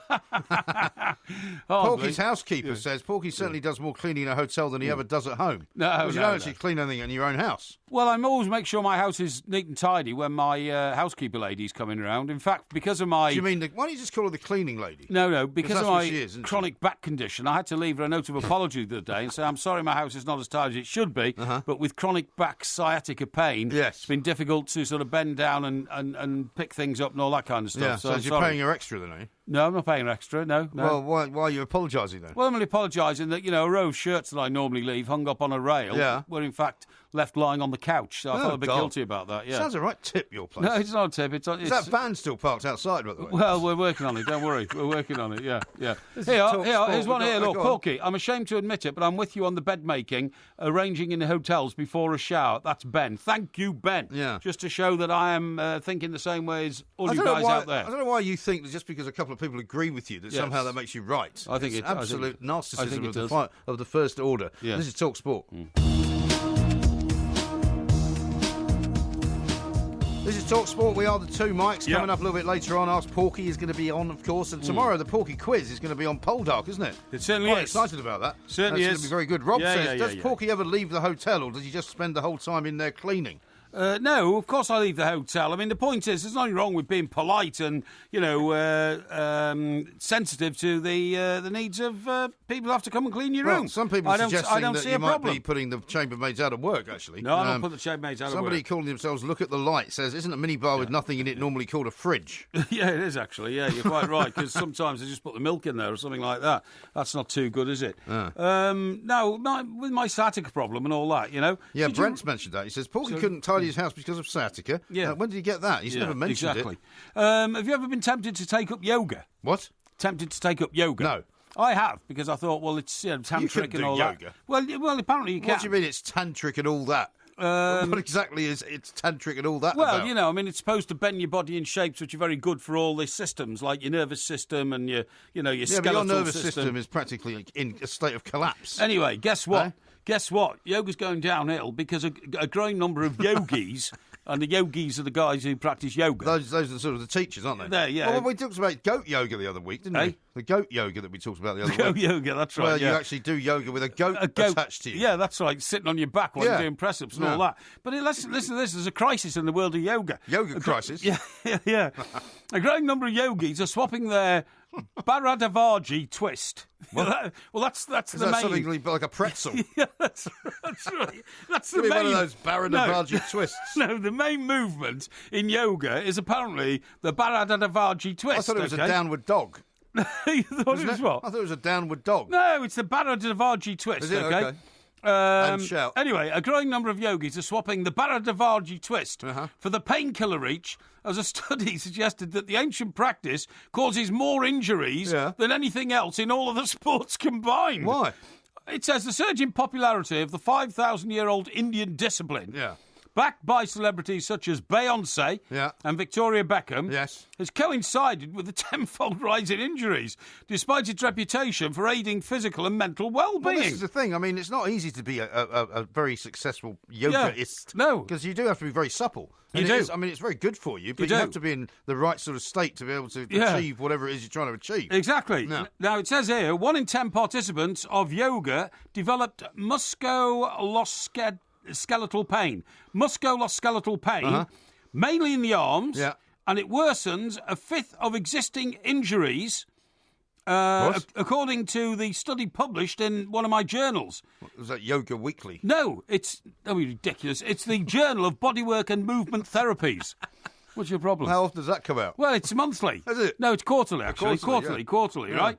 I must have missed the last one. So in the Journal of Bodywork and Movement Therapies, it reports the pain became so severe in 1/3 of cases when people were doing the Bharadavaji twist, right. That participants were out of action for 3 months. 3 months? It gave you a 3-month-long injury. Yeah, well, if I were you, I would not take up yoga. And a lot of footballers do it now. Yeah, don't they do. That's what I'm saying. Because it gives them a great sense of physical control. Absolutely. But they're very fit, though. Absolutely. Well, absolutely. And it says that the researchers who looked at more than 350 people attending yoga classes at 2 studios in New York said that the findings cast doubt on the perception that to the average, member of the public, yoga was a safe activity. Yes. So they're going down the route that you're taking. You've got to be pretty fit to do yoga. Yeah, well, you have. You've got to be very careful. Yeah. And also, if you live a pretty sedentary life, which you do in terms of, I know you walk and everything else, but aside from walking, you don't do that much exercise. Well, you don't do any exercise. Well, we're not talking about me. We're talking about you. No, You're the one it's all right pointing the finger at me, saying I lead a sedentary life. A sedentary life, you do. I do not live a sedentary life. You lead a sedentary life. Why is it now a competition about who leads a more sedentary life? Well, because you're trying to make it I'm some sort of couch potato. Well, you are. I'm not. Yes, you are. I'm not. I spend very little time on it. In fact, I don't even sit on a couch. I sit on a high chair. Well, your couch is not covered. A high chair. I sit on a high back chair. Sorry, a high back chair to keep my back in place. I've now got this ridiculous image of you sitting on a high chair. No. Throwing a tantrum. No. Chucking your food off it. Don't be ridiculous. I sit in a high back chair to keep my back in line to try and repair the sciatic damage, which, of course, I'm suffering at the moment. Yeah, apparently so. Anyway. Mangan says this. After 3 days of agreeing with Mike Parry, I can safely say things are now back to normal and he's gone back to being a lunatic again. I don't think so. Yeah. You're the one, by the way, that said you wanted to take up yoga. That's really why I was making the point about how sedentary your life is. Okay, just to conclude this, while there is evidence that regular yoga practice is beneficial for people with high blood pressure, heart disease, aches and pains, well, that sort of includes me. Well, it does. But also, it's good for depression and stress. Well, I don't suffer from depression or stress. Don't you? It is the first study, well, not unless I'm working with you for 3 hours in a studio. What, for stress? Stress and depression. Yeah. It is the first study of its kind to investigate injuries caused from recreational participation of yoga. So, look, that's a warning to you all. Why? If you want to take up yoga, make sure that you do a bit of training first to be able to actually participate in the yoga without damaging yourself. I see. Turner says this. Can you please ask Porky who Beyoncé is? Yeah, we all know who Beyoncé is. Beyonce, isn't it? Beyonce. Honestly, people they nitpick at the slightest things. Well, they really do nitpick at the slightest things. Yeah. Is that the same as a Cruyff turn, says Spencer? Yeah, the Cruyff turn, yeah. Well, I mean, look, I'm never going to try this because it injures people who are even fit, so you won't get me doing it. But Professor Evangelos Papas, who is from Sydney University, was the man in charge of this study. He said, our study found that the incidence of pain caused by yoga is more than 10% per year, which is comparable to the rate of all sports injuries combined among physically active population in every other discipline we cover. That's interesting. So yoga's wiping people out, basically. Well, I mean, a lot of these fitness crazes have that effect. I mean, the cycling craze has caused an awful lot of people to end up in hospital because I'm they sure crash it will off have their done. bikes. The jogging craze ended up with loads of people with dodgy knees because they were pounding the pavements. You know what I mean? Yes. And I mean, very much so. You've got to be very careful which one of these particular pursuits you decide to pick up on. I totally agree with you there. Here's one from Roy. He says, I wonder if Porky sits in his high chair while he watches Poldark. No, I don't actually. I meant a chair with a high back because that's what I bought to try and get my back into shape. So don't worry about that. So do you not sit in the one you got newly upholstered anymore? Yeah, I've got that. Yeah, that's the one. But that's an armchair, isn't it? Well, yeah, but it's got no. It's a high back chair. It's a high back chair, honestly. Let me see here. I agree with Porky. Can't stand to see an unmade bed. Who does that come from? That comes from Tracy Emin. No, it doesn't come from Tracy Emin. Right, the image of Porky in a high chair's made my month. Hot yoga might work, Porky, become more supple. Bikram yoga. Do you think you would ever try that? What's that? Bikram yoga. What's that? It's like the hot yoga. You go into a... the hot stones they put on you? Well, no, you effectively go into like a sauna. Oh, I see. Or a steam room and do the yoga in there. Not very fond of saunas, to be honest. I find them absolutely suffocating, Well, she says you don't like hot weather. No, exactly. You like a hot sauna. No, I don't like a hot sauna at all. I find them almost claustrophobic, and I can't wait to get out. Yeah. Okay, all right. Well, you don't have to go in, you know. Sorry? You don't have to go in. Well, I do sometimes because people say it opens up all the pores of your body and gets all the excess sort of poison out of your system. So I might go in for a few minutes. You'd have to sit in there for a couple of hours. No, I go in for a few minutes. But then some smart ass comes in and then starts throwing bricks on the fire. Do you know, I had a terrible experience once in St Andrews. And they throw water on the fire without telling you, No, it's not that. I opened the door to go into the sauna in the golf club. Yeah. And there was a guy sitting, but he was sitting on the second level. Yes. If you know what I mean. You know, so that his... shall we say, his waist was at my eye level. Yeah, so he was on like the upper bunk, so to speak. Yeah, and he was completely naked. Yeah, that's not good. I didn't like it. No, did you leave? Yeah. Yeah, I don't blame you. Yeah. I don't blame you. This is talkSPORT. Yeah. This is the Two Mics on talkSPORT. We're with Wix. Buy one, get one free on all Cooper and all wood care. But hurry up, because it all ends on Monday. Now, this is talkSPORT. We are the Two Mics. Ask Porky's coming up in a little while. So if you want a problem solved, or if you've got some dilemma that you want sorting out, Mr. Parry is your man. You can tweet us at the Two Mics, or indeed find us on our Facebook page. Right now, though, I'm delighted to say we're joined by Simon Calder. Simon, a very good afternoon to you. Morning to you, I should say. It's a huge pleasure to see you both, because very often I talk to you from some strange corner of the world. Indeed. And here I am in your beautiful penthouse studio. Very well appointed, yes. Indeed. See. In fact, I think the last time we spoke to you was about the water all running out of the gondola passages in Venice, right? That's right, yeah. It turned out the tide had actually just gone out. That's right, yeah, but it's come back now. But as the doyen of travel writers, I can't tell you what an honour and pleasure it is to have you here, Simon. Thank you very much Porky indeed. used to specialise in getting freebies when he was in the newspaper business and going around the world writing sort of puff pieces for these airlines and various certainly hotel not. No, well-honed pieces of journalism, I think is the phrase you're searching for. But the reason we need you in here today, Simon, is because I am really concerned about a scandal which is enveloping our country and the reputation of our country, and this is ambulance chasing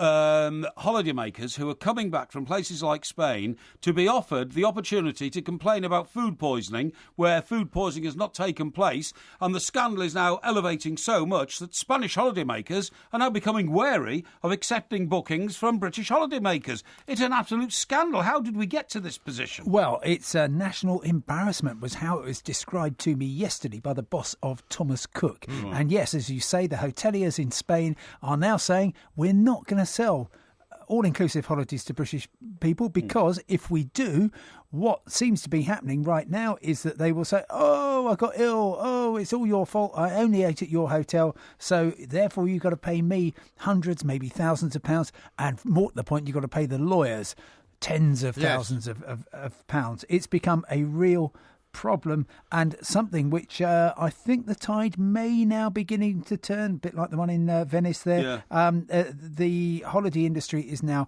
fighting back because it's just got silly. You've got kind of three things going on, if I may. The first one is lots of cold calling going on. So I bet loads of people are listening to this say, I got one of those calls. So somebody phones up out the blue and says, oh, you had a holiday in the past 3 years, didn't you? Yeah, most of us did. Was it all inclusive? Yeah, because a lot of people do that. Oh, yeah, because there's money waiting in a fund for you. no, there isn't. That's made up. And then the evidence that I've heard is that you will then be coached on what to say. And so even though you were there 3 years ago, you say, "Oh no, I was ill." And so do they actually make these people write letters and that kind of thing? Well, no. What it's all kind of taken out of your hands. You're told what to say. Somebody will create a witness statement for you, but beware. Certainly, if you were ill, you most certainly should have reported it when you got ill and followed it up. There's lots of good legal people out there who will enable you to do that. But this is saying, OK, just say you went to the pharmacy, say you stayed in your room. And of course, now the hotels are thinking, hang on, that guy wasn't actually in the room the whole time because we got his bar bills. And therefore, if they think, OK, well, this person is making a, might be frivolous, might be plain fraudulent claim, they can come after you and say, actually, you're trying to stain our reputation. We are going to put you in the dock, as it were. But it is fraudulent, isn't it? I mean, of course it's fraudulent. It's disgraceful. And did it become possible partly due to the fact that, and we've heard this from other areas of insurance cover, that if the claim isn't that massive, a lot of insurance companies will just sort of pass it and say, well, let's just pay these guys rather than go through the trouble of fighting it. It's the new whiplash, and what's happened is that the some claims management companies are, because there's no cap on the legal costs now for injuries sustained abroad, they think, great, we'll get onto this gravy train. So besides cold calling, they're also putting people in resorts. So it's the new timeshare. You're walking along a lovely prom in Tenerife, somebody comes along and says,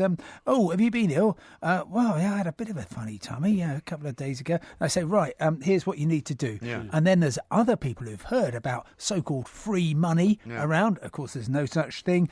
And they are actually making plans before they go on holiday about how they're going to feign illness so they can then reclaim the cost of the trip. Only today I was reading a story about a guy called Leon Roberts, a bodybuilder from somewhere near Derby, I think it was, and he's been exposed for trying to claim for food poisoning while he was in Turkey at some resort, where not only did he say that he was bedridden for 2 weeks, but he posted 79 pictures of himself on his Facebook page showing himself enjoying every single thing from sushi to steak to sitting by the pool drinking pina coladas. You're absolutely right. I think I've also read that a lot of the hotels now are beefing up their CCTV so they can prove that when these people claim that they were in the local hospital or they're bedridden, these guys are playing badminton out on the terrace there and diving in and out of the swimming pool. Don't look very ill to me. Why is it a British disease? It's purely, and indeed, the boss of Thomas Cook said yesterday, Germans don't have this problems with their stomachs. No. It's very much, it just happens to be where the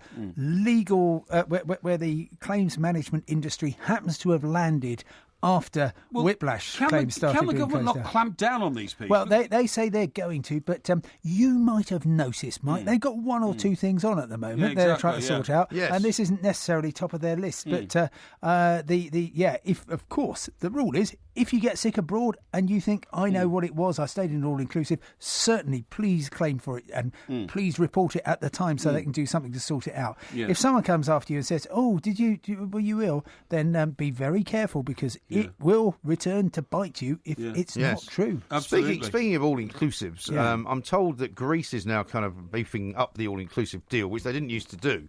Sort of famously, well, they need the dosh, don't they? Well, not just that, but people are not going to Turkey quite as much as they used to for obvious reasons. So is that the case? Are we going to be giving? Because I've got kids, and so we sometimes look for an all-inclusive deal, but Greece never seems to have them. But this year they're starting. They are, but I'm not sure that I would ever recommend an all-inclusive. I completely understand you're going with kids. They're going to want ice creams and all this stuff. You want to keep a lid on your spending. You want to know how much it's cost. But actually, the reason Greece hasn't had all-inclusives is because it's such fun just wandering down the beach. Finding a lovely taverna, exactly. Just seeing what's on the menu rather than being in these slightly industrial all-inclusive resorts. But of course, the market. I'm sometimes under orders to do it, because what it means is there's nothing else going on. There's no work that has to be done. From the her indoors point of view. So you could just let everybody else do all the work. Sid and that's the all sexist fine. there, eh? Yeah. Well, no, because whenever we do a sort of a villa type holiday, she just complains that she ends up doing the dishes all the time. Absolutely. No, bed and breakfast is great, and then you can just wander off and get your lunch. Maybe even go to the local market fix yourself a picnic. So many great things that you're missing out on if you get an all-inclusive. Absolutely. Now, Simon, as we've got you in the studio, right back to when British Airways was first privatised, I've loved it. I loved that advert when they flew Manhattan over, right? Exactly, Fly British Airways, the world's favourite airline. But they've run into a few problems. I understand the next one could be landing upon them within 24 hours, couldn't it? It's actually just 36 hours and 3 minutes till the next cabin crew strike begins. This is a unit of BA's staff called Mixed Fleet. If you remember the 2010 cabin crew strike, which dragged on, part of the settlement was that everybody recruited to as stewards and stewardesses after that would be in this new mixed fleet, and they're employed on inferior terms and conditions to the old lot. Right. And they've been unhappy with that. They say they're getting poverty pay. They've been in a dispute for over 6 months now with British Airways, and suddenly from Saturday they have a 16-day strike. BA says it's not going to affect the vast amount of flights, and I think they're right. The real shock is they haven't said anything new about their contingency plans for the last 10 days. All they're saying is we're going to fly. Everyone who needs to get somewhere will fly. We'll get there. They don't make any promises about time. Some people have been delayed by more than 24 hours. The chances are, if you have got a BA booking in the next 16 days, it will go absolutely as normal. I just don't understand why BA hasn't told everybody your flight's just fine. Perhaps they're frightened that there'll be a counter-reaction from those who are trying to disrupt the airline and they want to keep their plans secret. I wish them well, because I love flying into JFK and seeing the only airline that's got its own terminal there is British Airways. Well, it's not the only airline that's got its own terminal, is it? It's the only foreign airline. It is the only foreign airline. Well, the only foreign airline. Well, the only overseas airline. Well, that's not what you said. Well, of course, all the American we've run out of time. One. Well, exactly. That's the point. You are a no. Well, you've got to try and be as accurate as you possibly can. Well, you know what I meant, you fool. I'm just correcting you. Simon, listen, thank you. We're sorry we're out of time. Thank you very much for joining us. This is talkSPORT.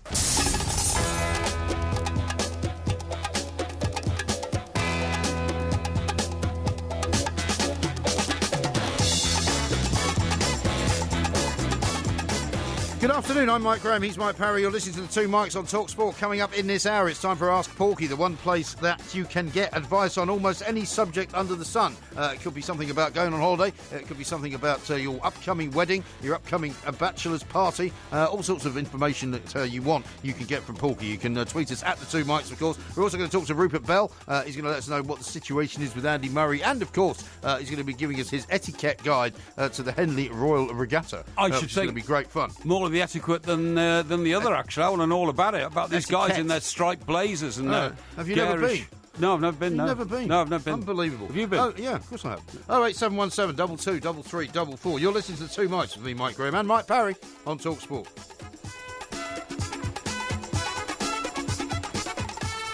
This is talkSPORT. We are the Two Mikes. A couple of people have suggested that you, as in the name that they're now giving you, Sick Note Parry, would be the perfect candidate for one of these holiday scams. Well, because you're always ill. Yeah. Well, I would like to point out that Sick Note applied to a footballer called Darren Anderton. That's true. Because he missed so many games allegedly through illness. Well, not illness, injury. It's injury in a footballer's case, right? So they called him Sick Note. Yeah. Well, hang on. Can I just tell you, I haven't missed one show, 1 minute, 1 hour, 1 day, or one of anything. Apart from the 8 months you were in hospital. Well, yeah, but that was because I was dying. And it's quite a good excuse, to be fair. But no, what I'm saying is, during my latest bout of, and I have to admit, a few problems, sciatic nerves, frozen shoulders, food poisoning, never mind the 1/3 of heart, and all that, I just don't, nothing stops me. I just keep on going. If I can't walk, then I get a driver, If I can't... Do you mind if we talk to Rupert Bell now? Lie down, I stand up, you know what I mean? Yeah, what about the high chair? No, there's no high chair. Let's talk to Rupert Bell, because he is a man of great elan, a man who knows a little bit about sophisticated sporting activity, and of course, he is our man normally on the race course, but today he's going to talk to us about the Henley Royal Regatta. Great. Rupert, very good afternoon to you. Yes, Mike Parry, yes. What is etiquette? Well, etiquette is something you know nothing about. You know nothing about, I'm afraid, Rupe. You've been born into high society, so you just treat, servants and hangers-on as your right. I don't. I have etiquette. Yeah. Well, you were having etiquette a few moments ago. ago. Yeah, well, it's the same thing. Yeah, well, he's not particularly good at pronouncing words of the English language, as you well know, Rupert. And it doesn't surprise me, as I'm sure it doesn't surprise you, that you and I will have no doubt been at various points to the Henley Regatta, but Porky has never been invited. No. Yeah, but I'm sure, looking at some of the clothes, you must have a striped blazer, Mike. Well, my school, the King's School Chester, was dark blue, green and white stripes. It was a very hideous. Striking piece of clothing.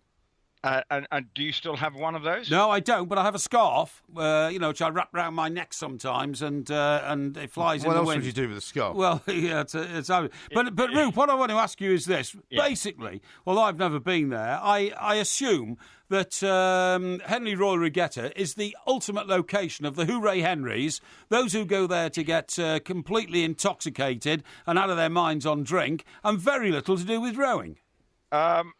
It's a lot to do with rowing, in the sense that just like people go to Royal Ascot, and probably 80% of the people who were at Royal Ascot last week may not know the front or back end from a horse. That's right. If you go to the Henley Royal Regatta, there are the fearsome rowing types who take their sport with a passion and are prepared to compromise any fashion sensibilities and wear outrageous blazers, trousers, you name it, caps, boaters, and are passionate. The rest is a very nice way to spend a summer's afternoon by the banks of the River Thames while enjoying a glass or two of something very nice. A glass or two of Pimm's, I think I had when I was there. And I was invited by a friend of mine, and we had a sort of picnic in the car parks, very much like Twickenham, where everybody sits and takes the old the back of the Land Rover down and has champagne and strawberries. Yeah, but the key ticket is the steward's enclosure. Yes.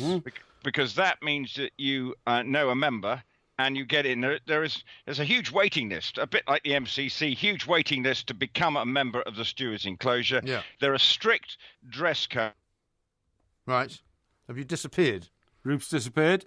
Wearing a skirt below the knee, and then boaters, you've got to wear shirt and tie and a jacket, blazer or a suit if you're going in a very strict dress code to enjoy it there. They enforce it very seriously because it is a prized ticket to get into the steward's enclosure. Yes. So, Mike, you may have a long wait. I think you would have a long wait. Yeah, my daughter went last year with a friend of hers whose parents are members of part of it or something. And she said in the evening it turns into a very different place because they have, for example, an outpost of Boogies there, which is that famous nightclub that Prince Harry used to go to in the centre of Kensington, where they charge about 40 or 50 quid to get in.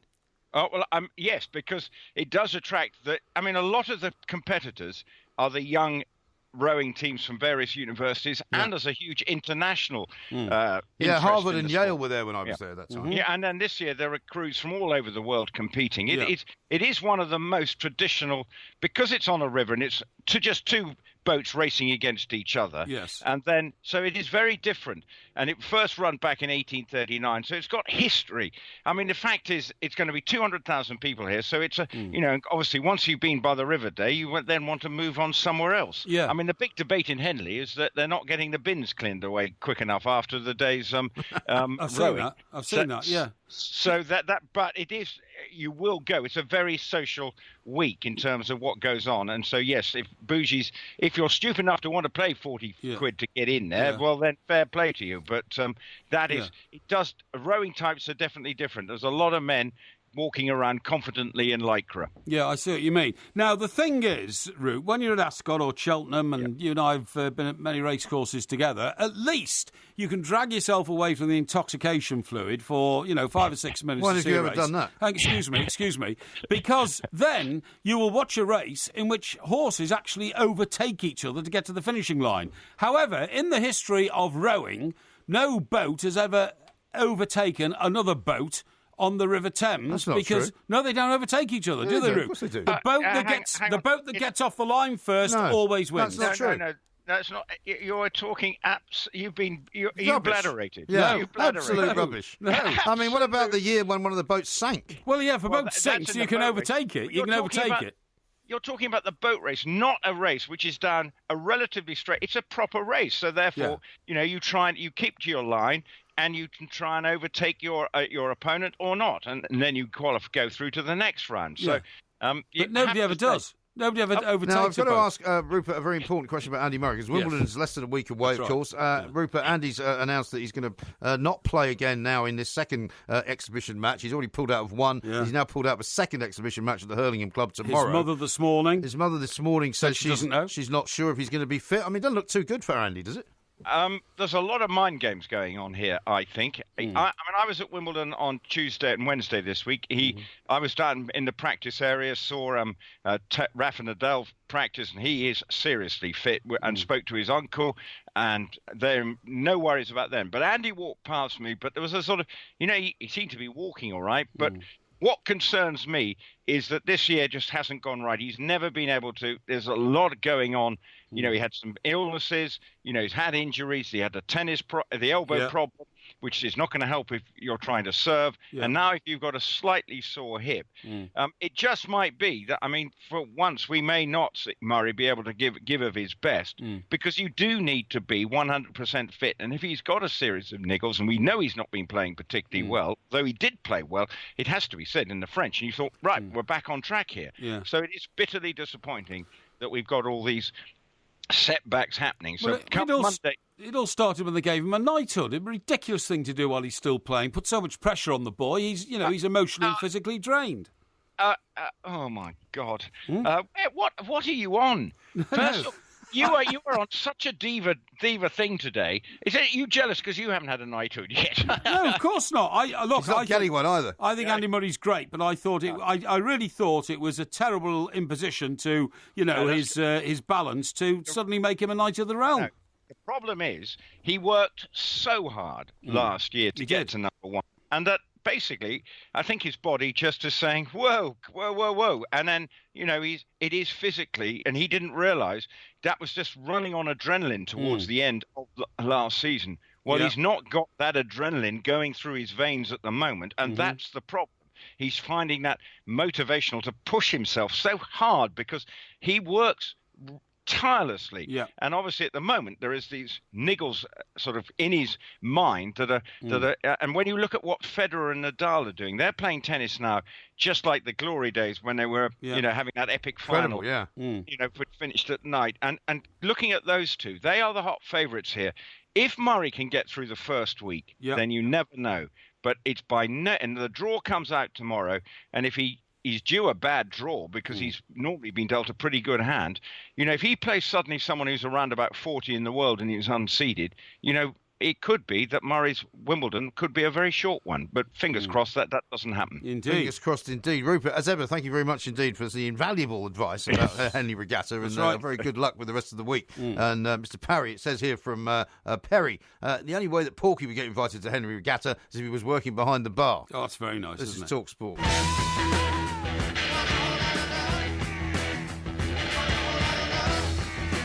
OK, folks, this is the Two Mics. We're on talkSPORT. We are with Wix. Now, buy one, get one free on all Cuprinol wood care. But please hurry, because the offer ends on Monday. We've got lots and lots of Henley Regatta type tweets. One from Ian. Ben, who says, Porky, you said rowing was an easy sport when Sir Steve won his medals. Come and join us in Henley and we'll get you going down the course. Well, come on, Porky, says Ben. Yeah, I didn't say it was easy. What I said was, if I sat in a boat on the River Thames for the next 10 years, as Sir Stephen Redgrave, the esteemed and record-winning gold medal Olympian, did, I would probably get very good at it because he was, If you ever said that in his company, I think you'd find yourself dangling from a very high tree. I did. You know, the last game at Wembley was against Germany when we lost 1-0. He and I were at the same table. The last game at the old Wembley? At the old Wembley, Yeah, that was when Keegan resigned after the game. Very dramatic night. But, we had a laugh about it. I said, look, all I'm saying is, if you practice something long enough, you've got to get fairly efficient at it. I said, obviously, you're genius in being, an expert rower. Yeah, you would have been crawling to him and creeping. I wasn't crawling. Yeah, you would. But you don't tell me that you had a go at him at all. You would not have done it. I've seen you in action when you were at these things. You see any whiff of celebrity and you become like some kind of, fanboy. No, Mr. Brazil was there. He'll tell you. I gave it him, right between the eyes. Well, I'll ask him tomorrow. Now then, what do you think's going to be happening in Ramsgate in Kent soon? You've been to Ramsgate? Do you know, I don't know if I have. I'm sure I haven't. I've been to Margate. I'm not sure if I've been to Ramsgate. That's funny, isn't it? Margate, Ramsgate, quite next to each other. I wonder what the word gate meant in those days. Well, it's gateway, maybe. Entrance, gateway, probably. Something like that. Anyway, guess what's happening there? I don't know. What's happening there? The world's biggest Wetherspoon's set to open. Yeah. Are you going to go and open it? Well, I don't know. I mean, it's... Have they asked you? Has their sort of celebrity customer... I get home and find what's on the... I have to say, I can report. The doormat. I can report, I think, without giving away too many, shall we say, indiscretions. Yes. A very humorous conversation between you and Mr. Brazil this morning. Oh, what was that about? Over the cost of drink. Oh, he was waxy lyrical about how much it costs to get a gin and tonic. Yes, that's right. Which is his new drink of choice for the summer. That's right. Summer months. Yes. And you said to him... In moderation, of course. Of course. And you said to him, oh, yeah, it's not that expensive because where I go, for an extra £1, you could get a double. And I was like, but that's only in Wetherspoons. No, it's not only in Wetherspoons. You know, it's in lots of bars. Drink like a student. No. Yeah, give us a double, it's only another £1. And Mr. Brazil pointed out it was £16.50 to get one. Well, he's going to Dorchester. The Dorchester, that's right, yeah. Exactly right. Now, this is an unusual Wetherspoons. It's going to be the biggest pub in the world, isn't it, or something? Something like that. It says, set to open August 29, far cry from the garish carpet and drab decor that adorn the majority of pubs in this country. Well, but I thought all Wetherspoons pubs had the same carpet. Isn't that part of the point? No, all Wetherspoon pubs have different carpet. Oh, I thought they had the same. No, there's not one that's got the same. Really? It says it'll be one of the largest, if not the largest pub in the UK, with a customer area of almost 11,000 square feet. Yeah. That's about 3 times the size of my apartment. Is it? Yeah. Since nobody's ever been inside it, nobody knows how that's measured. Yeah, plus a ground floor and first floor terrace. They could have the world's biggest pub brawl in there, couldn't they? Well, like the one they had in Devizes. I mean, big pubs are great if they work efficiently. I don't agree. Bar staff and all that kind of stuff. I don't like big pubs. But I have to say, I do get overwhelmed in them sometimes. I don't like big pubs. I mean, I used to like going to nightclubs in my disco era when there were 4 different bars, you know what I mean? Because you'd always slink away to one. But one big pub, I totally agree, is, you have to know the rules on how to get served and all that kind of stuff. Well, I mean, but anyway, look, everything else he's done has been a success. Old Tim, what's his name? But I mean, is this going to be one of these places? Will it have multiple bars, or will it just have one bar? It'll have multiple bars. Because if you're in one massive, great big pub, and you have to all go to one bar, to be served by 7 or 8 people behind that bar, that could be difficult. Think of the one that we go to at Liverpool Street when we're going to Spurs. We always call in for a couple of pints, don't we? There. Now, that doesn't feel like it's overwhelmingly big to me. Well, that's because it's got a ground floor with 2 bars, and then you got the circular staircase, and it's got 2 more bars. I've only ever been upstairs. on the ground floor. Oh, I've been upstairs in there. Yeah, I have. Yeah, you seem to know it very well. Well, I do know it well. I've used it there before. I think the last time when you pulled out, and I went with young Claire from Sky. Pull out. I wasn't here. We spent. I was seeing my mother. I think spent a bit of time up there. Yeah, you're absolutely right. In America, because I go and visit my mother when it's her birthday. Oh, do you? Unlike you, good man. Even though you're only down the road. Now, listen, I want to talk to you about a phenomenon which can drive you mad.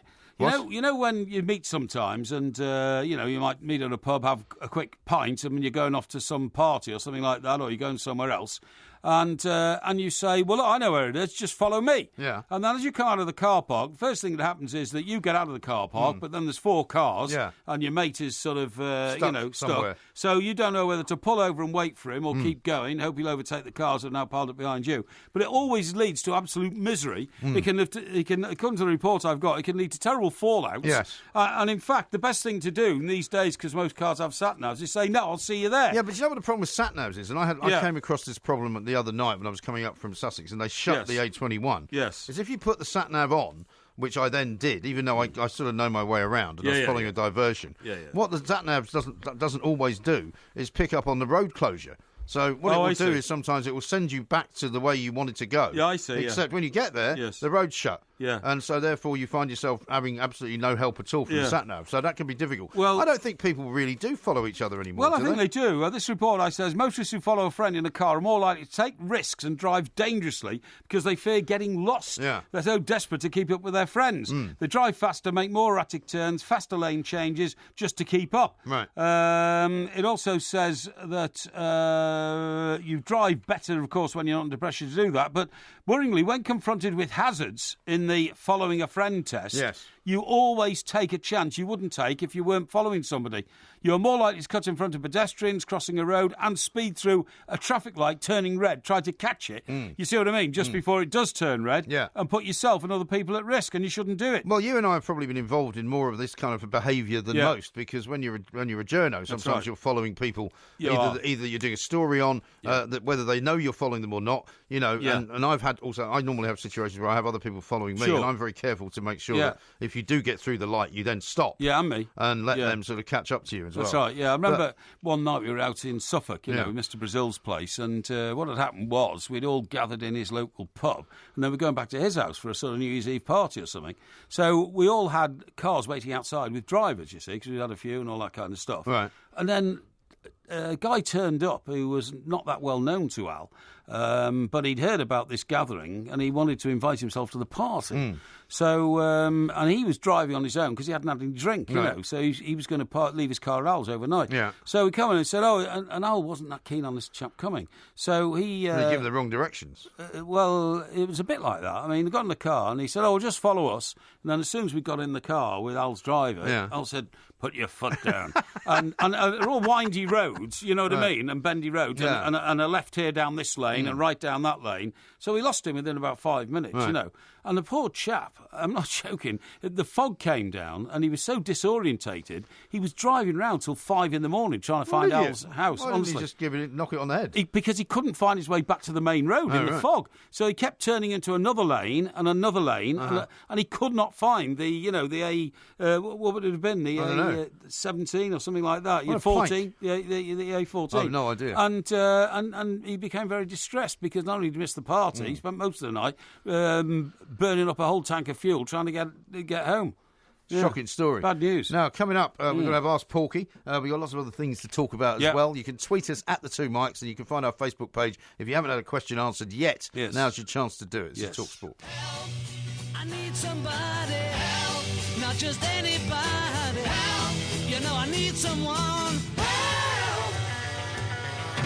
When I was younger, so this music can only mean one thing. It is, of course, time for our weekly edition of Ask Porky. Yes. This is where Mr. Parry unleashes his massive knowledge of many, many different subjects to anyone who cares to ask him a question. That's right. We've got, as ever, a whole host of different questions on many different subjects, some sporty, some not so sporty. Do you mind if we kick off with the first one here, which came in on Twitter from Brumzig, who says, how the Watsits do these America's Cup boats not touch the water? Can you please explain in some suitably scientific language? Yes, it's all to do with nautical aerodynamics. And what happens is the boats get up to a certain speed when they can lift off the waves, and the boats are literally only in touch with the surface of the water over about 16 square inches, which are the foils that come down from underneath the pontoons on the catamaran. I see. Thank you very much indeed. John says, Dear Porky, what city in the UK would you say is your favourite other than Chester? My favourite city other than Chester has to be Newcastle. I had a great time there when I worked there. I like the people, love their local culture, the geographical location. Geordie people are great. London is a great city, but it's too big, whereas Newcastle is the capital of a region which is very close to my heart. OK, here's one from Joe, who says, I've been mysteriously blocked by Porky on Twitter. How can I gain redemption and forgiveness, please? Well, I don't know why you've been blocked, but it must have been something offensive that I found in whatever your message was. You don't sound like an offensive person to me, so we'll review that one. If you want to send me a note or something like that, we'll get onto it. But I block people, basically, who are offensive or who deal in information which I find disturbing and unpalatable. Here's one from Sam. He says, Hi, Porky. I've just turned 40 and I'm just wondering what things you need to do differently in your 40s than in your 30s. You don't need to do anything differently in your 40s to your 30s or your 50s. Just get on with life. Remember that when you get up every day, it's an opportunity to do something good, something proper, and to take you forward and to make you feel that you've... At the end of the day, I often, I look at myself and say, how did today go? And I do much prefer a positive day to a negative day, but you can never tell. Just get up the next day and just get back in the ring. Tony says this, will Ross Barkley sign a new contract at Everton, Porky? Well, I don't know the answer to that. I don't think anybody else does as well. I hope there's still negotiations going on. I still believe Ross Barkley will make a great Everton player of the future if he stays, but if he doesn't want to play for Everton, he should go. Gareth says this, Porky, do you think it's better to tell someone they look awful when they ask your opinion, or tell them they look great when you know that's what they really want to hear? Well, it depends on the circumstances. If it was a lady friend, right, and she said, how do you look, and we had an hour before we're going out, I'd be honest, and I'd say, look, I tell you what, I prefer you in something else. I wouldn't say you'd say that? Sorry? You'd say that? Yeah, I wouldn't say you look awful. I'd say, look, you're great, but do you know what? My favourite outfit that you've got is... Good luck with that one. Right, okay, and something like that. If, however, there are only minutes to go... I prefer you in something else. Yeah, that's right, yeah. If there were only minutes to go, I wouldn't bother, because it takes... ladies do get very sensitive to these sort of things and might then try another 3 or 4 outfits, So I'd be very specific about it and say, well, marvellous, but as where we're going, why don't you try so-and-so? You look great in that. Yes. Diplomacy. OK. I think you'd better go out on your own first. But Dear Porky, says Thomas, can a person be motivated by desires that are not ultimately selfish? Of course you can. I'm a philanthropist, and Really? for instance, I don't get any profit out of looking after ducks. I don't get any profit out of wanting to contribute to charities. I do all that for the sake of my Christian fellowship to my fellow man, and actually... even that is a bit selfish. It makes me feel good to be able to help other people, other things, and give away a bit of dosh. Ariola says, what I want to know is why you two haven't mentioned one word about the Confederations Cup, and would you be doing such a good job at ignoring it if England were in it? No, if England were in it, of course we'd be very happy to get involved in a big way. Or Scotland, or Wales, or Northern Ireland. But the point is we're not in the Confederations Cup because it consists of people who've either won trophies or are about to host competitions. So from that point of view, it's irrelevant. Absolutely right. How about this one from David? He says, I'm 50 this year and stuck in a boring job. Is it too late to change? And also, what is the worst job you've ever had? Well, I've been very lucky. Most of my life I've had jobs which I've really loved. I had a job once where I had to go up and down railway station platforms and spray them with cyanide to get rid of the weeds. Cyanide? Yeah, cyanide. Yeah, that sounds very safe. Yeah, exactly. Which was, a really back-breaking job. But it was a holiday job when I was a student. Did they give you a mask? Sorry? Did they give you a mask? Yeah, they did. Yeah, you had a face mask and even a visa so that it didn't splash. Yeah, it didn't splash back on you and all that kind of stuff. A visor, that's right. Yeah. So, that was the worst job. If you're in a deadbeat job, I would leave it and do something else. For instance, why not retrain as a bus driver? It's a great job being a bus driver, and every city in this country has an advert. Every city in this country has an advert on the back of the bus saying, bus driver vacancies, call this number. Why not? Go to a quieter market town and get a job as a bus driver there. Yeah, just pick up and move. Johnny says this, will you be buying Liam Gallagher's new album? His solo work seems better than Noel's and deserves an apology from you. Well, no, I won't, because it's not been drawn to my attention, but that's not to say that I don't appreciate the guy's a great musician. However, I don't think you can move on from what the brothers did together under Oasis, and I wouldn't expect anything they produced since to be as good as what happened then. Nothing that the individual Beatles produced, in my mind, after the Beatles, was as good as what they did in a combined group form. Adam says this, Porky, do you think the Cup Winners' Cup should be brought back because the Europa League competition has never improved since its new format? Well, I did like it, but I'd be biased, wouldn't I, in saying that, because Everton won it, in fact, in 1985. And I thought it was a great little competition because it was only one from each country, because you only have one winner of the FA Cup. The runners-up didn't get it or anything like that. Yeah. I would like to see it brought back, but I don't think it ever will. Beth says this, what is your favourite Disney film and who's your favourite Disney character? Oh, and blimey. why? Oh, blimey. I can't even remember the last time I saw a Disney film. I suppose What about The Jungle Book? Never seen it. All right. No, but I suppose going back as a kid, you'd have to say my favourite character was Dumbo, the flying elephant. It's the only one I can remember seeing. Yeah, I can imagine why. How about this one from Peter, who says, should Vettel be banned for crashing into Lewis's car in last Sunday's Formula One race? Yes, absolutely. And in the next portion of the show, we might take up a bit of that because the authorities now have been listening to me. Somebody was listening to me on Monday when I said it was an inadequate punishment, a 10-second stop-go penalty, and it should be further examined. Here's one from Max. What do you think of the Lions line-up for Saturday? It's a backward step in my eyes. Yes. Gatland the plank. I'm not going to start getting critical of Gatland. I'm going to say, look, I think he's got a bit mad. The proof is in the pudding. I want to see how England perform obviously on Tuesday. I wish them the very best. I'm not going to start dampening their prospects by being negative. On Tuesday? You mean Saturday, On right? Saturday, yeah. Robin says, international whack-a-mole, Olympic sport or not? What is it? Well, it's been on the news. It's from Robin Schoenhofer's been talking about, quoting somebody saying it's like international whack-a-mole. Right, okay. But would you say it's an Olympic sport or not? Well, what is whack-a-mole? Whack-a-mole is that game you play in a fun fair, where the mole comes up and you hit it with a hammer. Oh, I see. Yeah, no. Utter nonsense. I said Tiddlywinks was rubbish the other day. This sounds even worse. Forget it. Finally, from Andy. I've got sciatica, Porky. Because you're a fellow sufferer, what do you suggest? Well, I suggest go and find yourself somebody who can help you. I've tried one already, limited success, but I'm going to try another one. What you've got to do is you've just got to get to grips with it. A lot of it is about stretching and trying to wriggle yourself round a bit to get a bit of relief so you can walk a few yards. But it is crippling, and you have my sympathy. Thank you very much indeed. Well, that has been Ask Porky. We've got loads more questions. We haven't got time for any more of them, I'm afraid. So we'll have to try and incorporate them, perhaps, into the next edition of Ask Porky. This is talkSPORT. This is the Two Mics on talkSPORT with Wicks. Buy one, get one free on all Cuprinol wood care. But hurry, it all ends on Monday.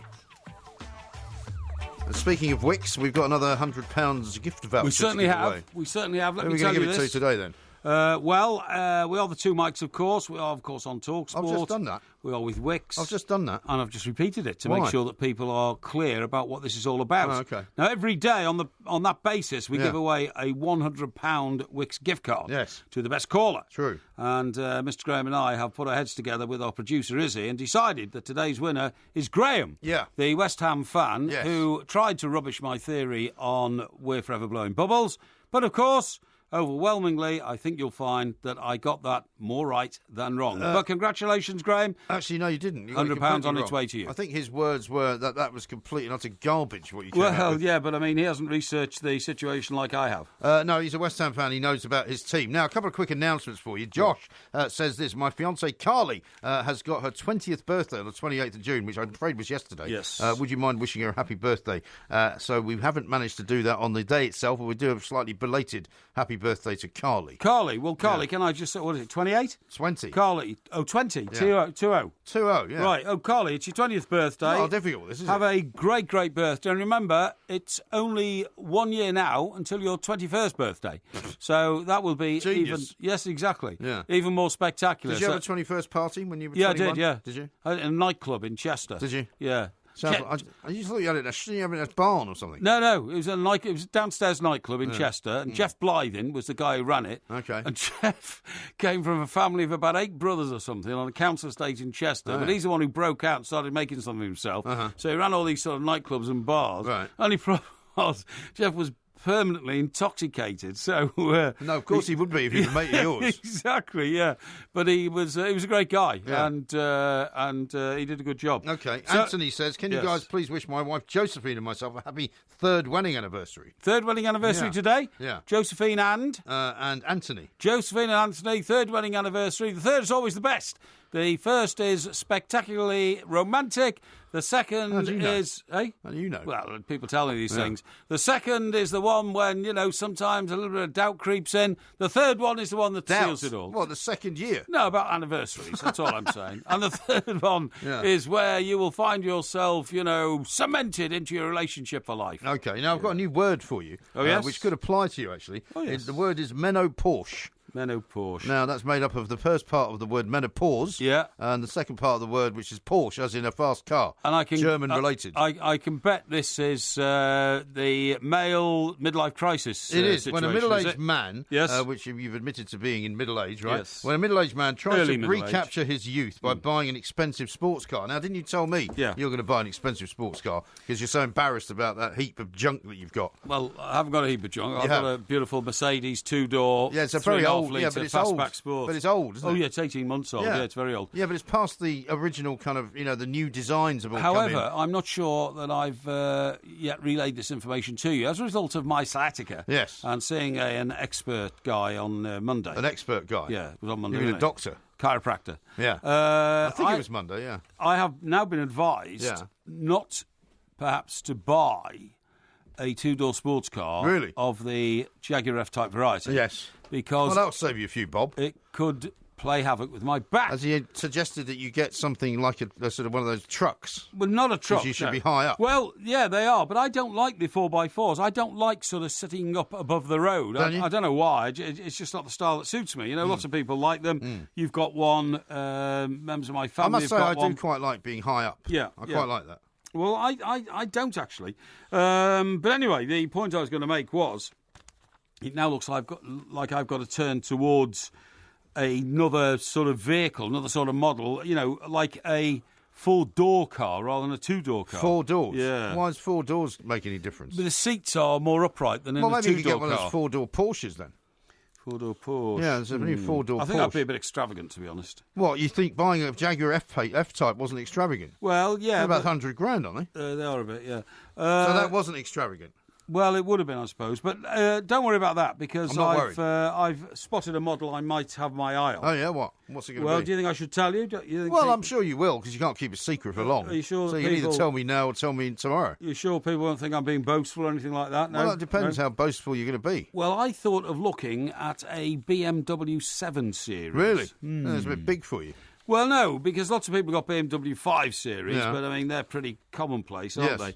And I thought I might look to expand my sort of I'm sure people will be delighted that you've got that much money to spend on a car. Well, no, it's not that. You see, that's what I said. You see, do you think people will think I'm boastful, and all of a sudden you're putting the boot in on me now?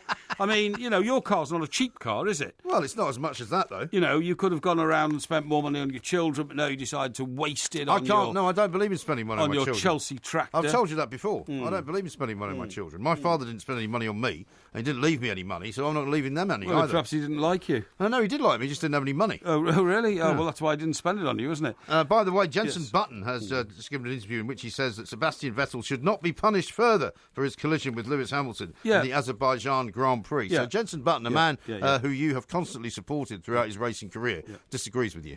Well, I'm sorry, but I don't care what he says. The point is, I raised the issue on Monday. I raised it vociferously. People listened to this show, and it didn't surprise me whatsoever that the Formula One racing authorities are now re-examining it at a special court with the resultant conclusion that Sebastian Vettel might miss. I think it's the Austrian Grand Prix, isn't it?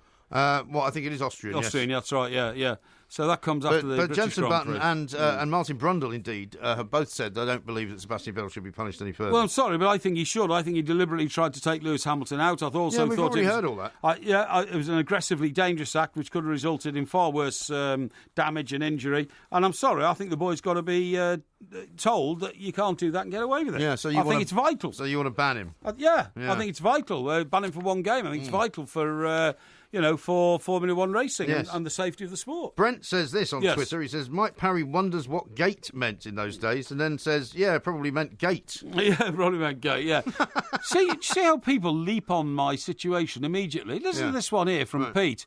Alert, alert, alert, breaking news, BMW shares take a dive. Yes. That's seconds after I mentioned it. I haven't said I'm buying one or anything else. I said I'll have a look at one. Right. I don't know. Yeah, and Freddie says the regatta may let the oversized mug in if he's sitting in his high chair and accompanied by an adult. Yeah, that was a mistake to talk about. I should have said high-backed chair, because that's what helps me with my posture, with sciatica, which is a very painful condition. So you mentioned and I do not appreciate all these childish and dumb pictures of me sitting in a high chair, fools. There's a great one here from Michael, who's in Berlin currently, and he's found a street for you, which is Plankstrasse. Plankstrasse, I love it. Yeah, that means Plank Street, by the way. Yes, I know that. Did you know that? Yes, I did know that. One for the Strasse means one for the street. A lot of people also very complimentary to Rupert Bell for putting you in your place. What do you mean putting me in my place? Rupert didn't put me in my place. Patrick says, Porky finally put in his place by Rupert. Yeah. Yeah. And then one from Matthew, who says, from Michael, Lord Rupert Bell Esquire, voice of the people. Yeah. Rupert's great, and we love having him on the show because he's so versatile. He can turn from talking about, the British Army to Henley Regatta to his brother being literally an award-winning trainer. Indeed. And Elle says, can I get a birthday shout-out? He's 21 today. Who's that, Elle? Ellis, actually. Oh, Ellis. Well, Ellis, have a very happy birthday, my boy. 21 is a great, stage post in your life. I am certain you'll go on to have a great, prosperous, happy and fulfilling life. Good luck. Good luck, indeed. This is talkSPORT. Don't forget to follow the two Mikes at the Two Mics on Twitter and on YouTube. Just look for Two Mics TV.